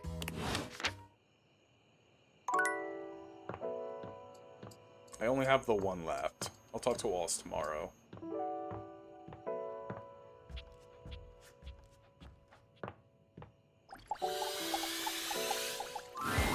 It feels strange to walk into your bedroom with so much tension in the air. After all, this is where you go to relax and recharge. But you told Betty you'd give her the day to consider her confession. And now she waits for you, seated at the bed like usual. You're struck by the realization that no matter what happens here, everything will change from here on out. Thank you for coming. I hope you got a good night's rest. It was harder without you close to me. Oh, thank you for saying so. I slept even worse than I normally do these days. I had too much on my mind. And there's too much at stake here. I suppose there's no point in beating around the bush here, is there? What do you think? Of me? Of the idea of us? Is there hope for us to be more than just two partners who sleep together every night? Yes. Oh my god, really? You really feel the same? I'm not in love yet, but I feel myself falling. Oh my god, that's alright. You don't need to be where I am. I just want to be near you.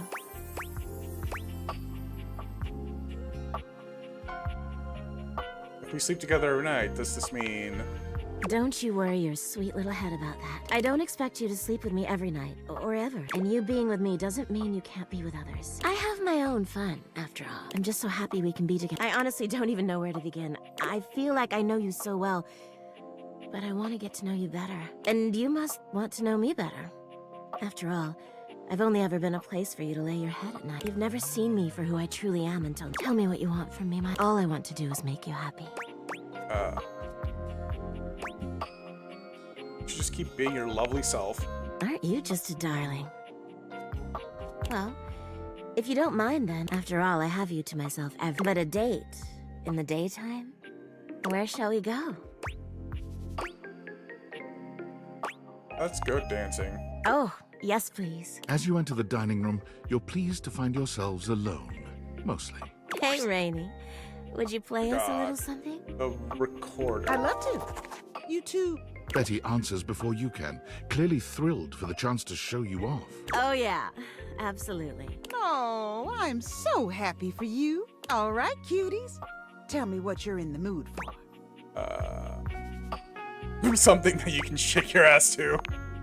Oh, I love it. I got you.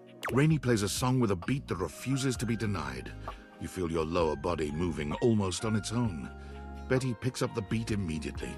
Her movements are expert and fluid. At some point, she turns her back to you, taking your hands and placing them on her hips as she winds her body against yours. The music fades into the background when she's this close to you, and dancing so dangerously.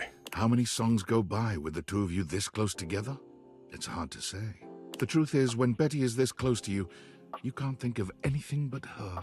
As Rainy begins to yawn and the music starts to wind down, you know you'll have to move on sooner or later. Thanks, Rainy. That was just lovely. It was my pleasure. I'm gonna turn in.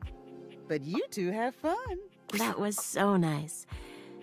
I've never been on a date like this before. It'll be the first of many. You don't know how happy I am to hear that from you. Thanks again for tonight. This was truly magical. You and Betty walk back up to your room, hand in hand, the air between you thick with a welcome sort of tension. You get the feeling that Betty may not be ready for the night to end just yet. She looks at you expectantly, if sweetly. Invite her down to the bed? Yeah, of course. You've slept on Betty for years, but never truly slept with her. Tonight is a night of firsts. After tonight, you'll never look at your bed the same way.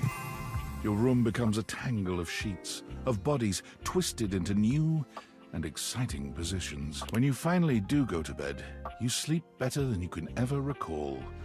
Betty's soft warmth surrounding you, even in your dreams. Talk to Nightmare a couple more This times as well. truly feels like the start of something beautiful. Boom. Let's go, stats! This is what we're really here for.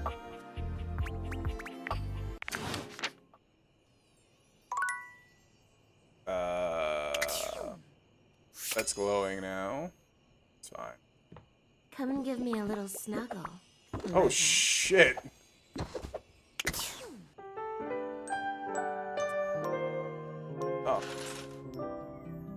Pet's still doing that, huh?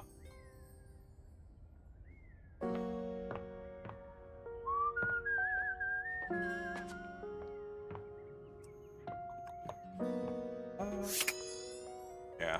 So probably Wallace next. How does one even describe a warrior like this? This is Wallace. A veritable, well, wall of muscle stands before you. It's almost comforting to know the walls of your house are this solid. Wall. Wall, wall. Wall, wall, wall. We've met Wallace. Wall.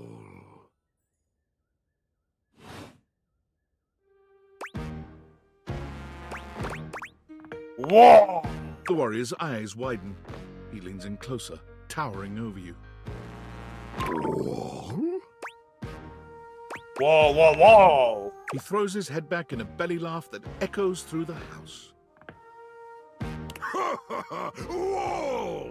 He beams at you, a flush spreading across his cheeks. I love you! Alright, we've done it. That was so easy!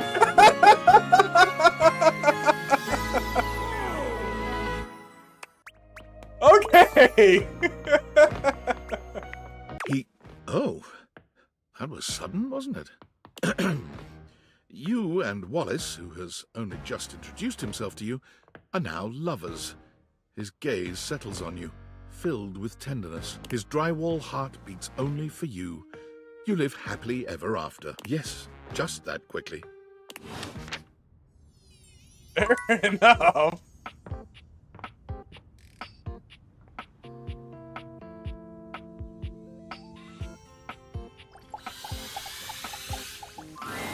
For a moment, you wonder if your date-viators are malfunctioning.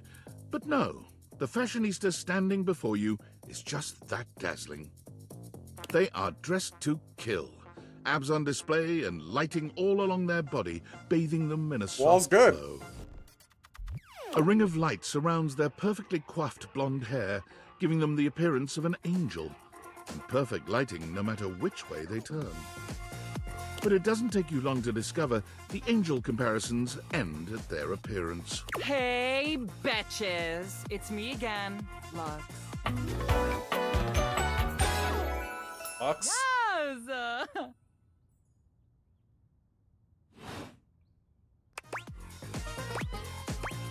Hey! Wow. Seriously? Keep it down, okay? Can you not see that I am alive? Sorry. Didn't notice. So, anyway, like I was saying, Luxies, this product is literally perfection. I can use it to cleanse and conceal any lines or wrinkles or unsightly blemishes on my glass. This tramway activated air is ungodly good. Okay. Literally letting the light literally shine out. I can... Excuse me, but do you mind if I talk to you for a sec? I was saying, I can literally let the light shine on everything around me, honey, and be the brightest example of positivity, peace, love, and joy. Like, when I use it, I can actually, literally feel myself glowing. Thank you, shameless plug. Fuck. Fuck. Okay, that's enough, plug GT. Okay, betches and bros.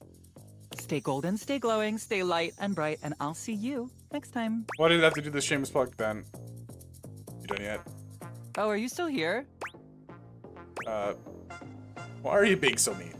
Honesty is part of my brand. Unlike most, I call it like I see it. And that is why I am calling you jealous and a hater. And I don't need that energy in my life. Alright. Jesus Christ, Lux. Hoover.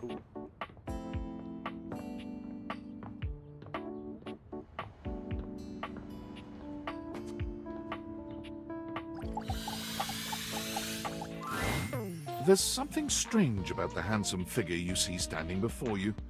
It's not his clothing, even though he does appear to be dressed in some sort of plastic armor. No, it's something about his face. Handsome though it may be, you can't quite place his expression. Stranger still, he doesn't speak to you at all. He just stares, his face screwed up in concentration. What's that?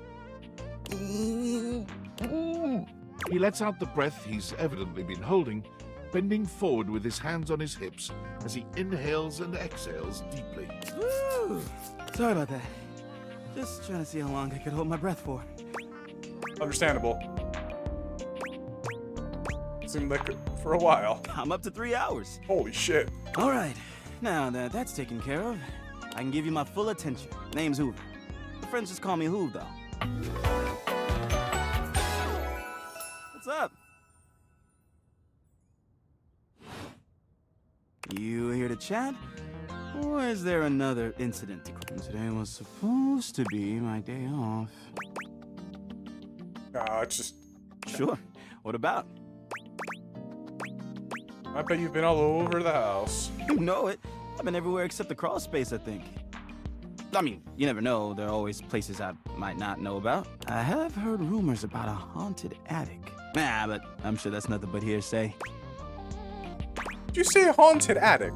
Yeah? Just a rumor, I'm sure.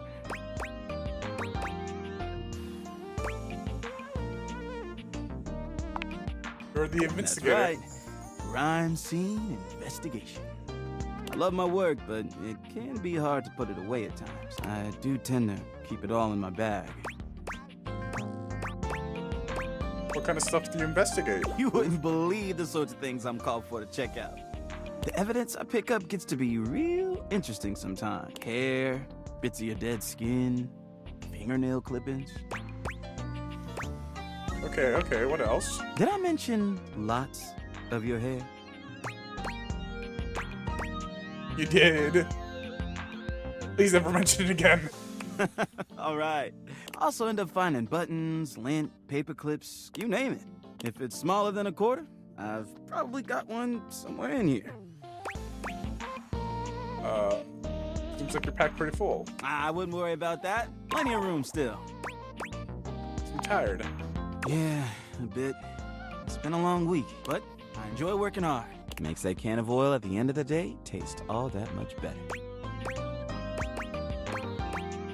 What about your work you enjoy the making most? the rounds and saying hi to everyone. My job makes it so that I can spend time all around the house, and that's really nice. I have a chance to see all my favorite folks. Keeps me from feeling empty. You have a favorite object in the house? Oh, couldn't pick if I tried. I've always had a soft spot for old Bobby Pin. Wow, we had history. Where the hell is he? Once upon a time. Nothing romantic, just a deep friendship and another life. But I love everyone here. I'm easygoing like that. Tell me more about Bobby Pin. About our relationship? I had him hiding away in my bag, but they left recently to find the next big thing. Which is odd because they're pretty small. If you haven't talked to him yet, I'd get as close to the ground as you can.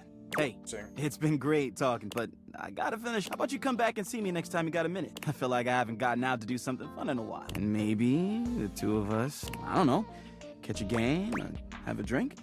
It's fun. It's a promise.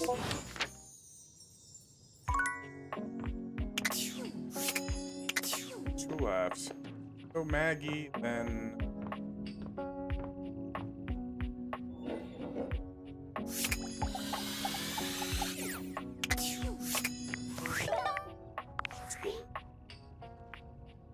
I'm sorry for the abrupt intrusion, but there's an urgent topic I need to discuss with you immediately. Is everything all right with the Dateviators? Are they operating efficiently? I think so. Why? Well, as you know, I'm able to remotely monitor their functionality, and I've been noticing some deeply troubling readings coming from the Quantum Catalyst Activator. What's that? That's very sci-fi, but essentially, the Quantum Catalyst Activator is the internal hardware that allows you to directly acknowledge a thing's existence. And recently, it started to emit metacognition readings unlike any I've ever seen before. I'll keep an eye on things over here, but please inform me if anything unusual happens. Oh, and if they get too hot, throw them in the freezer immediately. Your life depends on it. Oh, okay. Sorry. It's not safe to talk. I'm in a really sketchy neighborhood, and this phone is super duper expensive. But I'll keep analyzing the data. Oh, I almost died.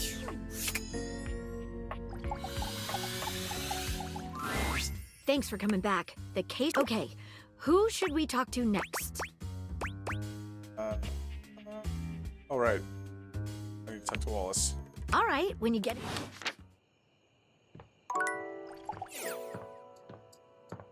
Wait, I've already talked to Wallace today. Unless it'll let me do it again because of the case.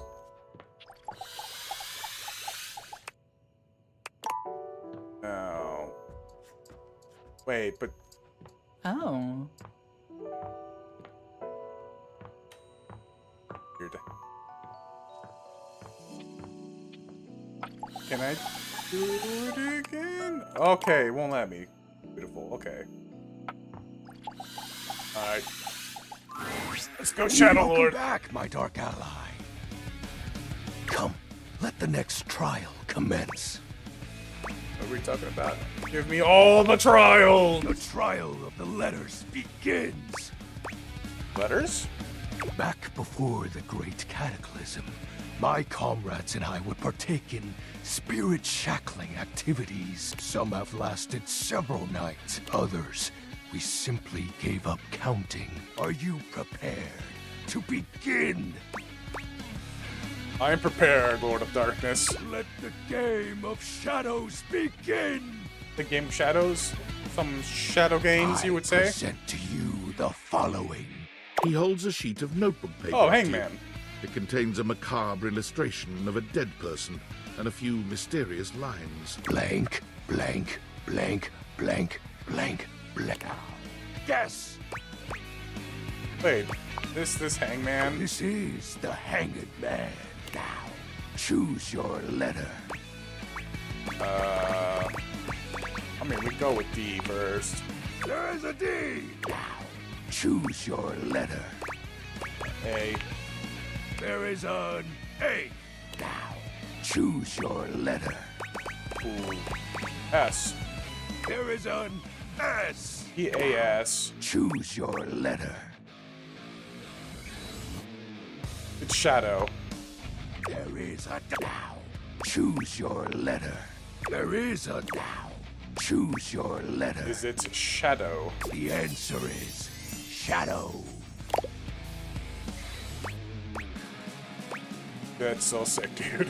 Completely sick. Your turn. Shadow Lord's skull doesn't really have much in the way of expression, but he seems a bit smug. I'll have you know that among my dark cabal, I was the leading Think to yourself, what is your mysterious text? It is very nice music though, Nate. It just goes... Darkness. 8 letters. My favorite. Why, you ask? Isn't it obvious? 8 is the infinity symbol, but sideways. Very cool. It's obviously darkness. Oh man, you figured it I out. appreciate you staying relevant to our practices, Penumbra. Ah, that was entertaining. It's been eons since I've played the Hanged Man. Last time, I engaged in a mighty face-off with Lunar Knight that lasted until Lunar sunrise. Knight? Oh, it was legendary. Who's Lunar Knight? An old comrade from before the Great Cataclysm. Were you too close? He was a former shade of mine, if you get what I mean. Our conversations gathered more shadows than any other Void Dweller. The Lord of Shadows and his loyal knight. Us two were perceived as an eternal pair. What happened? The Great Cataclysm. God damn it. Tell me more, Shadow.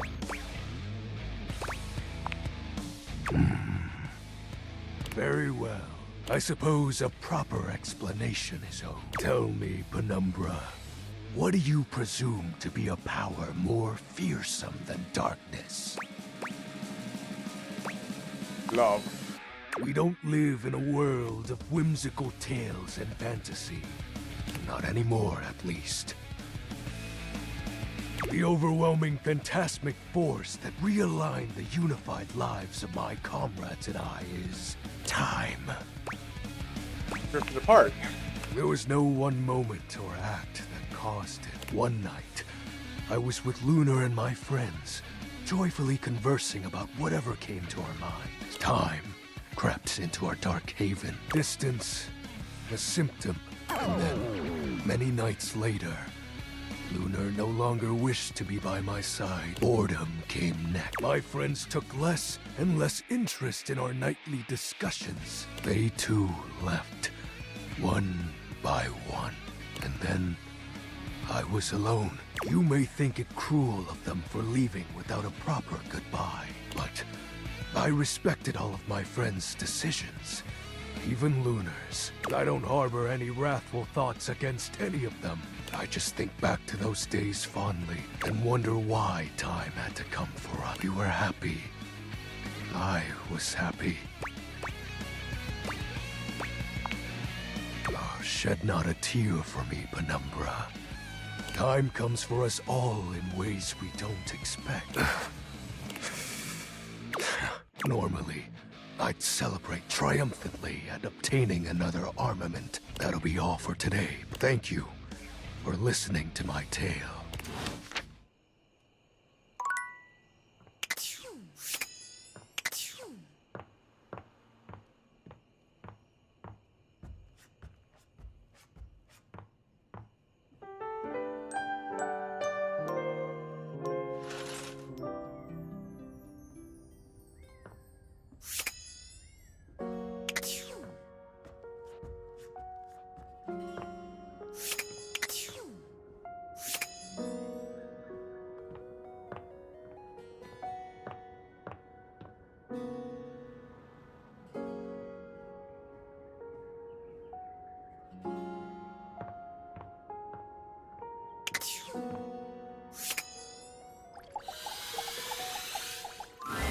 Thanks for coming back. Okay, who should we talk to next? Alright, I need to talk to Wallace. All right, when you get in touch,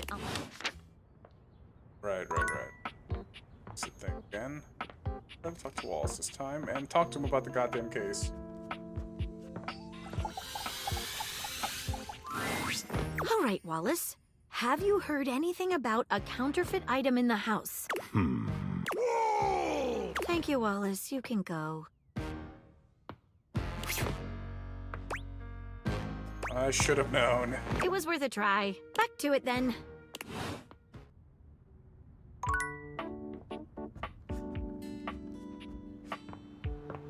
And I guess we'll talk to Lux and Hoove next. Tomorrow.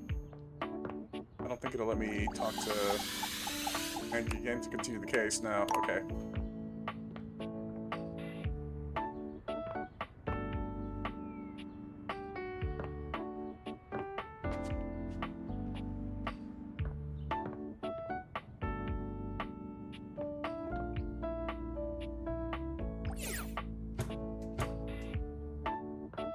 Interesting.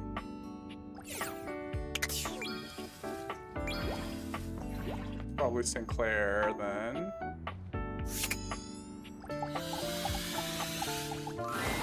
A bartender drums her fingers on the countertop, clearly bored out of her mind. Her long red-orange hair is pulled back into a ponytail that flows down her back, like the drinks she pours so expert. She makes herself a drink, taking a small sip of it and setting it down. Your entrance startles her so badly, she nearly knocks it over. Someone's here! Welcome to my humble bar, the Tipsy Tumbler. That's not a bad name for a I'm bar. Beverly, but you can call me Bev, or Beverly, or Madam Proprietress. That would be so cool. Hi, Madam Proprietress. I'm the owner and bartender and janitor and stockroom attendant. Nice to meet you. Hiya. Beverly squints at you, frowning as she seems to be considering something. And then she snaps, pointing at you. Wait, hold on. Oh my gosh, it's you, my proprietor. I can't believe I didn't recognize you. Ugh. Me? Yes, you? Who else so charitably bought this adorable minibar for me so I could set up my dream bar? I owe you a huge debt. You have free drinks for life here. Welcome to the reopening of Oh, no. the Tipsy Tumbler. And I know what you're thinking. Oh, Bev, that's a lot of openings. Did something happen the first 6 times you tried to open the bar? That's exactly what I was thinking. Nope, nothing.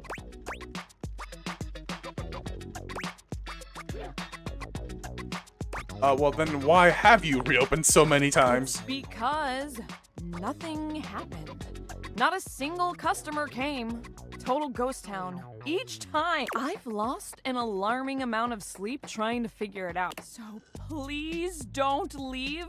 You are literally my first customer in ever. Every time I thought you were finally going to invite people over, I'd polish the place up and prepare to be the best host I can be. But then each time you'd chicken out and spend yet another weekend all alone. I mean, why did you get a minibar if you weren't going to invite guests over?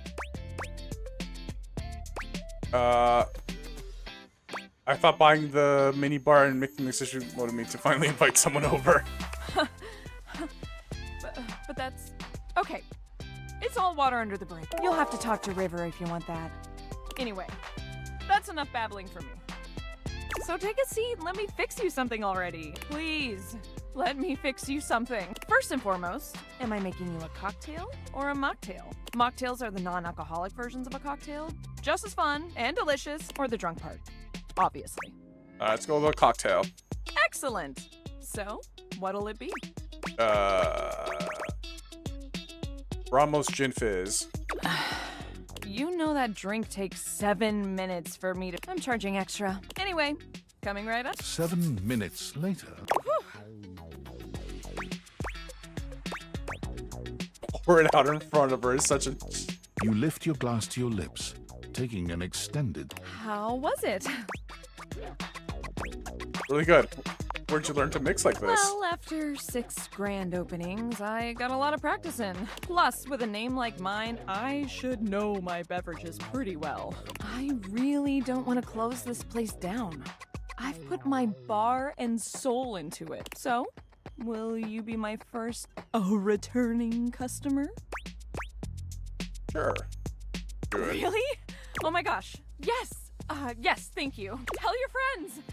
Tell everyone. Please. He's so And desperate I'll be for more seeing customers. You next time. Christ.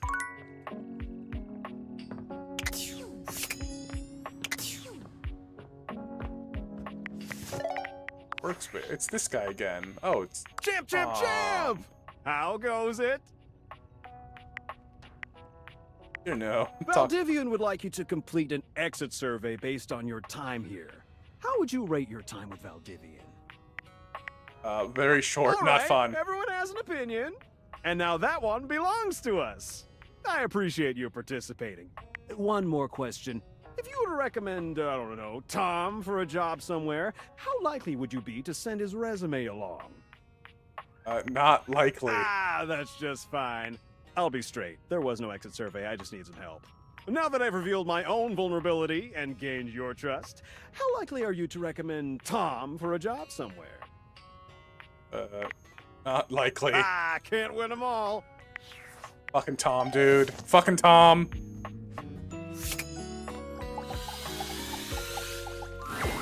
There you are. How about a kiss? Sure, why not? You envelop Betty in your arms, and when she kisses you, it truly knocks you senseless. For a few moments, there's nothing but you and her. You and those maddeningly perfect lips and killer curves. It's hard to stop at just a kiss when it's this good, but somehow, you manage to pull yourself away. It's going to be hard to wait, but I'll see you tonight. So we're done with Betty? That's the foreseeable future, I'm assuming. I want to talk to coffee maker. I want coffee. I need to talk to Nightmare, because this is a 2-for-1. Welcome to Roofbox, the home for all your coffee needs. Where is her accent Kopi from? gives you an awkward smile, fidgeting with her coffee implements. What She is keeps that looking accent? at you as though she was searching for something. Oh, well, it's, nice to see you. You're, Kopi snaps her fingers. We had a little chat last time, didn't we? You could call it that. Oh. I thought it was a chat. Well, thanks for coming back. I do. We actually have a new drink added to the menu since the last. So, what can I get for you today? An Irish coffee. Right. Just, remember that the Irish coffee makes... Kopi makes a lovely cup of coffee in her expert Sounds way. Kiwi. Yeah, I topping it off can't with tell. A generous pour of cream. And there we are. Is there anything you'd like to know about the Irish coffee? Wait. What exactly makes it an Irish coffee? It's just how it's made. You really need to use Irish whiskey. Any other alcohol won't really work. Irish whiskey is more smooth and has sort of a hint of vanilla in it. That really makes the coffee shine through. So what happens if it's made out of scotch? I mean, you could try, but don't let any Irish people hear you. We'll see you next time.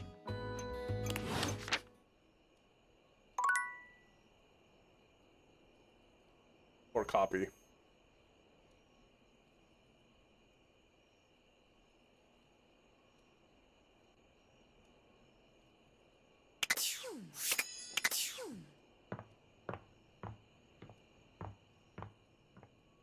Find bobby pin. Good old bobby pin.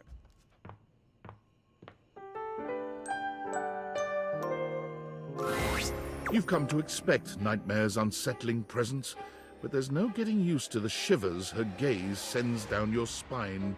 She doesn't even bother greeting you this time, launching into your nightmare with no fanfare whatsoever. My God, she's There's a house across the street from yours. There are many houses on the shit. street, but the one across from yours.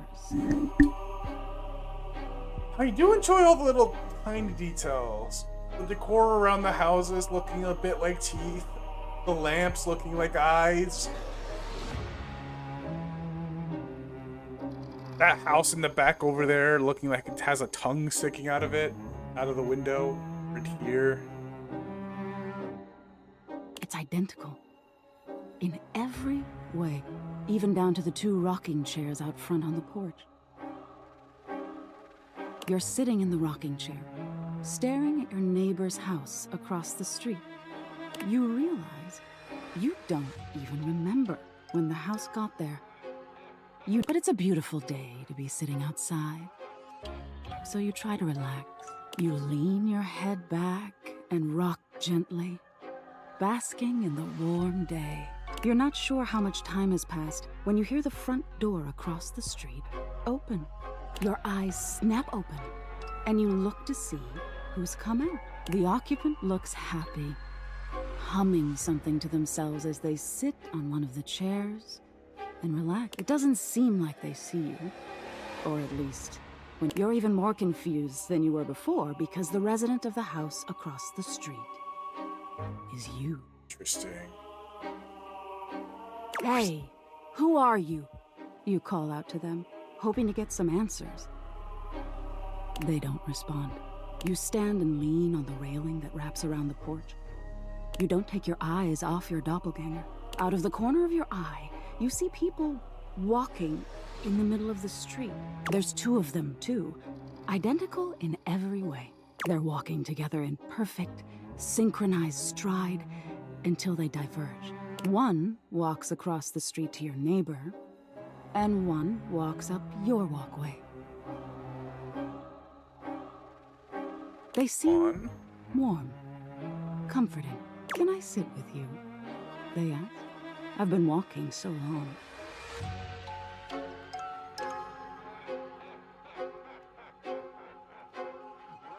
You think for a moment before answering. Are you going to stay? You ask. Or will you leave? They seem confused by your question. I'll leave eventually, but this is where I want to be now. I really need a rest, they answer. You shake your head and wave dismissively. If you're going to leave, then leave, you grumble, sitting back in your chair. They look disappointed by this, but do as you ask. And leave. You see them walk down the street the way they came. You look back at your neighbor across the street and see they're sitting next to the stranger who walked up to them.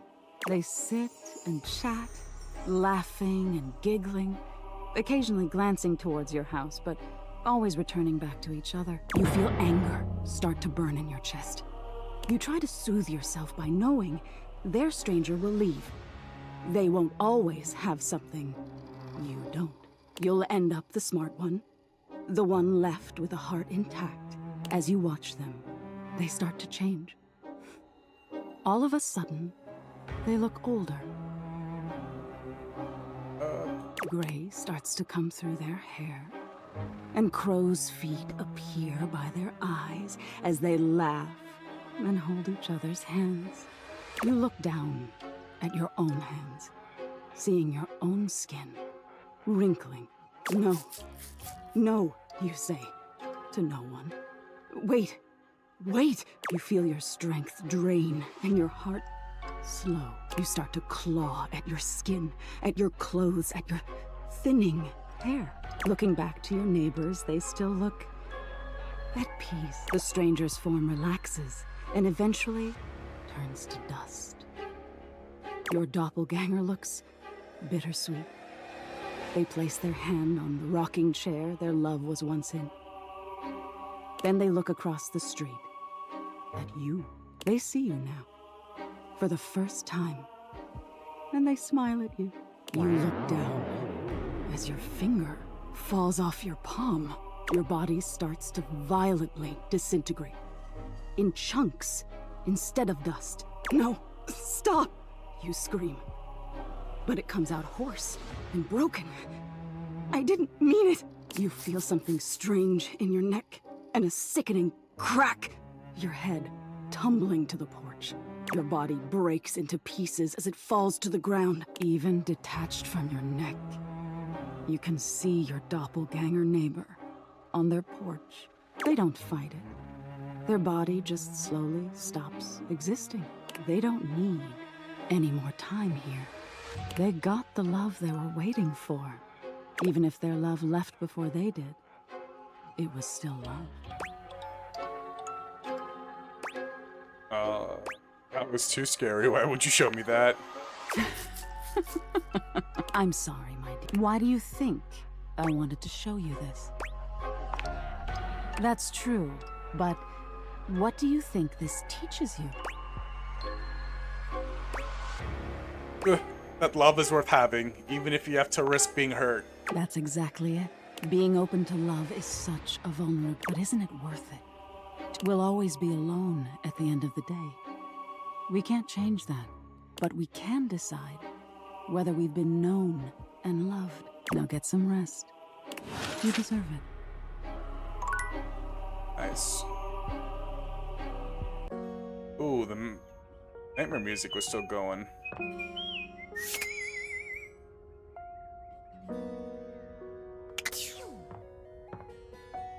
Alright,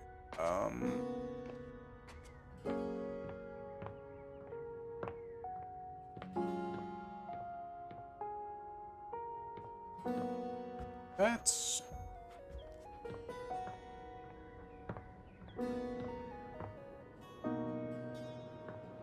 all it for today.